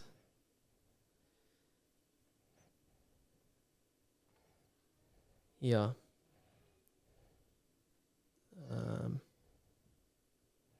Come on. Sorry, I'll find it in a second. Yeah. So Moses said to the people, fear not, stand firm and see the salvation of the Lord. So this is when they've fled Egypt. Yeah. And then they turn around and they see that the soldiers are like, it says they're marching after them. Yeah. They're going for them. And it says that they were in great fear. And then Moses says to the people, fear not, stand firm and see the salvation of the Lord, which he will work for you today. For the Egyptians whom you see today, you shall never see again. The Lord will fight for you, and you have only to be still. Right? And then I love, like, this is the Lord said to Moses, why do you cry to me? Tell the people of Israel to go forward. Like, yeah, I just love it. That like, one, it's like, yeah. And then at the end, it says, the Egyptians said, let us flee from before Israel, for the Lord fights for them against the Egyptians. And I was like, oh, what a reading. And then the reflection was beautiful. It's literally just talking about how this isn't our battle to fight alone. And God fights for us. We don't do these things by our own merits or by our own doing. It's like, so I can't remember why something was mentioned about the Exodus talk, but anyway, it's like, bro, God is on our side. He fights for us. And I started like shadow boxing after that reflection. I was like, let's go, bro, you know? But yeah, it's just beautiful, man. Like, thanks be to God. He's so good. God, yeah. Man. What else did you... last thing. I know I said Exodus was last thing, but how did you find... this was your first iWitness, yeah? Yeah, it was. How was that? Because you wanted to go ages ago, but you were underage. I had the underage first one, and then the second one I had all four of my wisdom teeth removed. Oh, yeah. And then you're like, yeah, still come. I'm like, brother, do you want to see my mouth? Yeah, so... I was clueless, bro. And then last year, not last year, the year before, 2023, I don't think there was one. That's right, yeah. And then, yeah, so it's 4 years in the making, but we got there. Thanks be to God. Yeah, iWitness is great. iWitness was, again, another powerful moment. Same thing where, similar to obviously what you were saying before, when you play Jesus, it was at a point in my life, obviously a lot of personal things had happened, and it was, my faith is probably at one of the all-time lows, I'd say. But yeah, just getting away from, again, the first world troubles and experiences and, you know, all that sort of drama. And just, let's say, escaping. But, yeah, like... Retreating. Retreating. Yeah, retreating, that's the word. Yeah, like, that was... Yeah, I remember on the first night... again, it wasn't even anything, like I said, nothing supernatural or anything. Remember just walking to the cabin, to put our bags in there, and then there was a talk. Or... Was it a talk? No. The first night we had... I think it was after the talk, though. Mass? So it was mass and then the talk. Whatever it was, I don't know. I don't remember the sequence. Yeah, but when we dropped whatever our it bags was. into our cabins and then went back to the hall. I remember just looking... Sounds so odd. I remember just walking to the cabin and just seeing the sunset. I'm like, hey, how good's that? Like, just away from everything. Thanks for the God. Yeah, like it was great. It was good to meet a lot of new people, which was good. Yeah. A lot of people that are into their faith, which was great. Bunch of talks, obviously, daily mass, Perpetual adoration. the Eucharistic healing. That was unbelievable. Bro. Anyone who saw me there, I was a wreck. But anyway, yeah, that was probably the most powerful thing for me. Yeah. Yeah, it was really interesting. I remember The beach volleyball night, bro. that was until we got told off because we were too loud at 1 o'clock. Oh, yeah, that's right. That's right. After like getting falconed like 5 times. It's like I was a magnet. Sorry, you're saying you remember.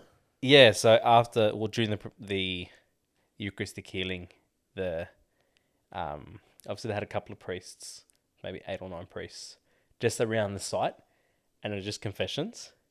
And I remember it was literally just walking to the confession, and it was just silent, and you're walking on like gravel, like rocks, and I remember I was just like, wow, what a set for the mood. Like, yeah, it was great. I loved it. That's mad. Thanks for the God. iWitness is so good. I'll definitely go 100% go again. Oh, yeah. 100%. As long as I can go, I will be going. Yeah, definitely worth it. Yeah, man. It was beautiful. So many opportunities. Sydney's, as much as we were bagging out the lifestyle in Sydney, Sydney as well, the work that's going on around the church in Sydney is amazing. Yeah. So many 100%. opportunities for us. Thanks be to 100%. God. Yeah. All right. Thank God. All right, can we wrap it up? Sound good? Yep. Sound good? Yep. Happy? You have a message for the world or anything? No. Go the Dogs. That's my message. If anyone knows me. Yeah, hardcore dog supporter, bro. Yeah. That's the way. Well. Yeah. Oh wait. Well. I'm gonna get you to sign the canvas now, if that's all right. Shout out, Jacob. Sorry, Jacob. Yeah, loser. Yeah, I'm gonna get you to sign the canvas. Yeah. What were you saying before? You've prepared for this moment your whole life, basically? Yeah. About your signature? Oh, yeah, the signature part. Let me find the verse I wanted to put on there, though. 1 second. It's alright, take your time. Oh, no, I just draw myself. Sorry? You're blocking Christian's camera. Whoops. Oh, Sorry. it's in my notes. Where is it? Man. I should know this. Canvas feels different here, man. Maybe because I just went through. Oh, what does my signature look like? In that garage. I'm trying to remember what it looks like. I've never done it What before. it looks like. You I've gotta never done do it now, before. bro. You get one chance. Don't stuff it up. Hold on 1 sec. He's No putting it on way. his hand. Yeah, that's what it is. Beautiful. How do I do it? Do it. Be Can I do it different. across your forehead? No. Why does everyone... You and Jacob are the same, bro. It's because my forehead's so big it can fit all the writing on it. Shame. See? How good's that? It's very small. That's actually solid. But it is small, right? Right big. Let me see your name. How am I going to do it again? No, just your name. Write it big. He's told me off. What do you mean? Oh, sorry. I'm knocking anything over. It's too small. I don't know if you can see it at the bottom. Christian, what the heck, bro? Do I do it again? No. No, I can't do it again. Write your name big. Where do I that's put it. my name? Your signature doesn't matter. Just put your name. Under it or on top of it. Oh, yeah. Come on, mate. Follow the. Sorry. Can you hold that part? Not the sharpest tool in the shed, are you? Oh, definitely not. No worries. Habib Albinta, don't worry. Christian with a Y. That's it. Like Winston. I'm going to get the spelling wrong for this. Did you write your full name? Do I write my full name? Yeah. Just Christian. Have a look at the examples, mate. You're such a typical high school student. Me? Yes, I don't know what to do. I knew what to do. I just didn't do it. In high school. Terrible.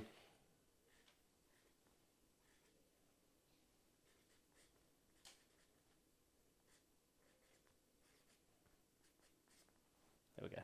Very nice. Thank you, sir. Thank you. So you've got Psalm 139. Yeah. What is this? Now I've got to get it up because I don't remember it off by heart. I'm horrible.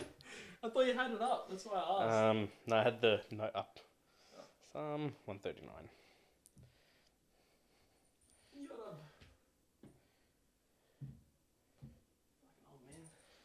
Do I read it or? Just read. Well, what is it about it that you? But this is the thing, when I read, I always stuff something up. You want to read it?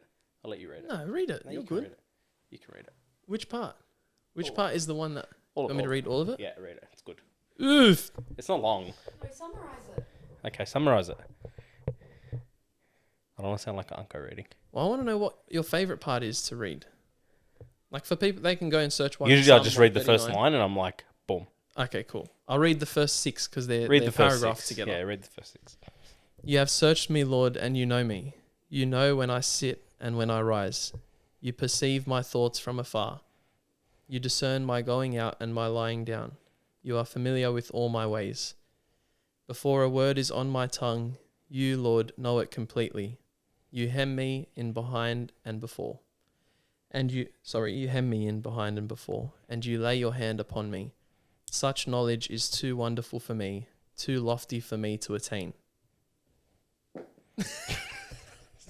Mic drop. That's you should beautiful. drop the mic. Yeah. Shout out to Father Ben Wow. for that one. Father Ben. Yeah. Why? Oh, is that personal? No, it's not personal. Oh, okay. Why? No, it was years ago when I was speaking to him about something. He referred me to that, and that's been. Wow. Yeah. Oh. And I still don't know off by heart. Oh. For you created my inmost being. You knit me together in my mother's womb. I praise you because I am fearfully and wonderfully made. Your works are wonderful. I know that full well.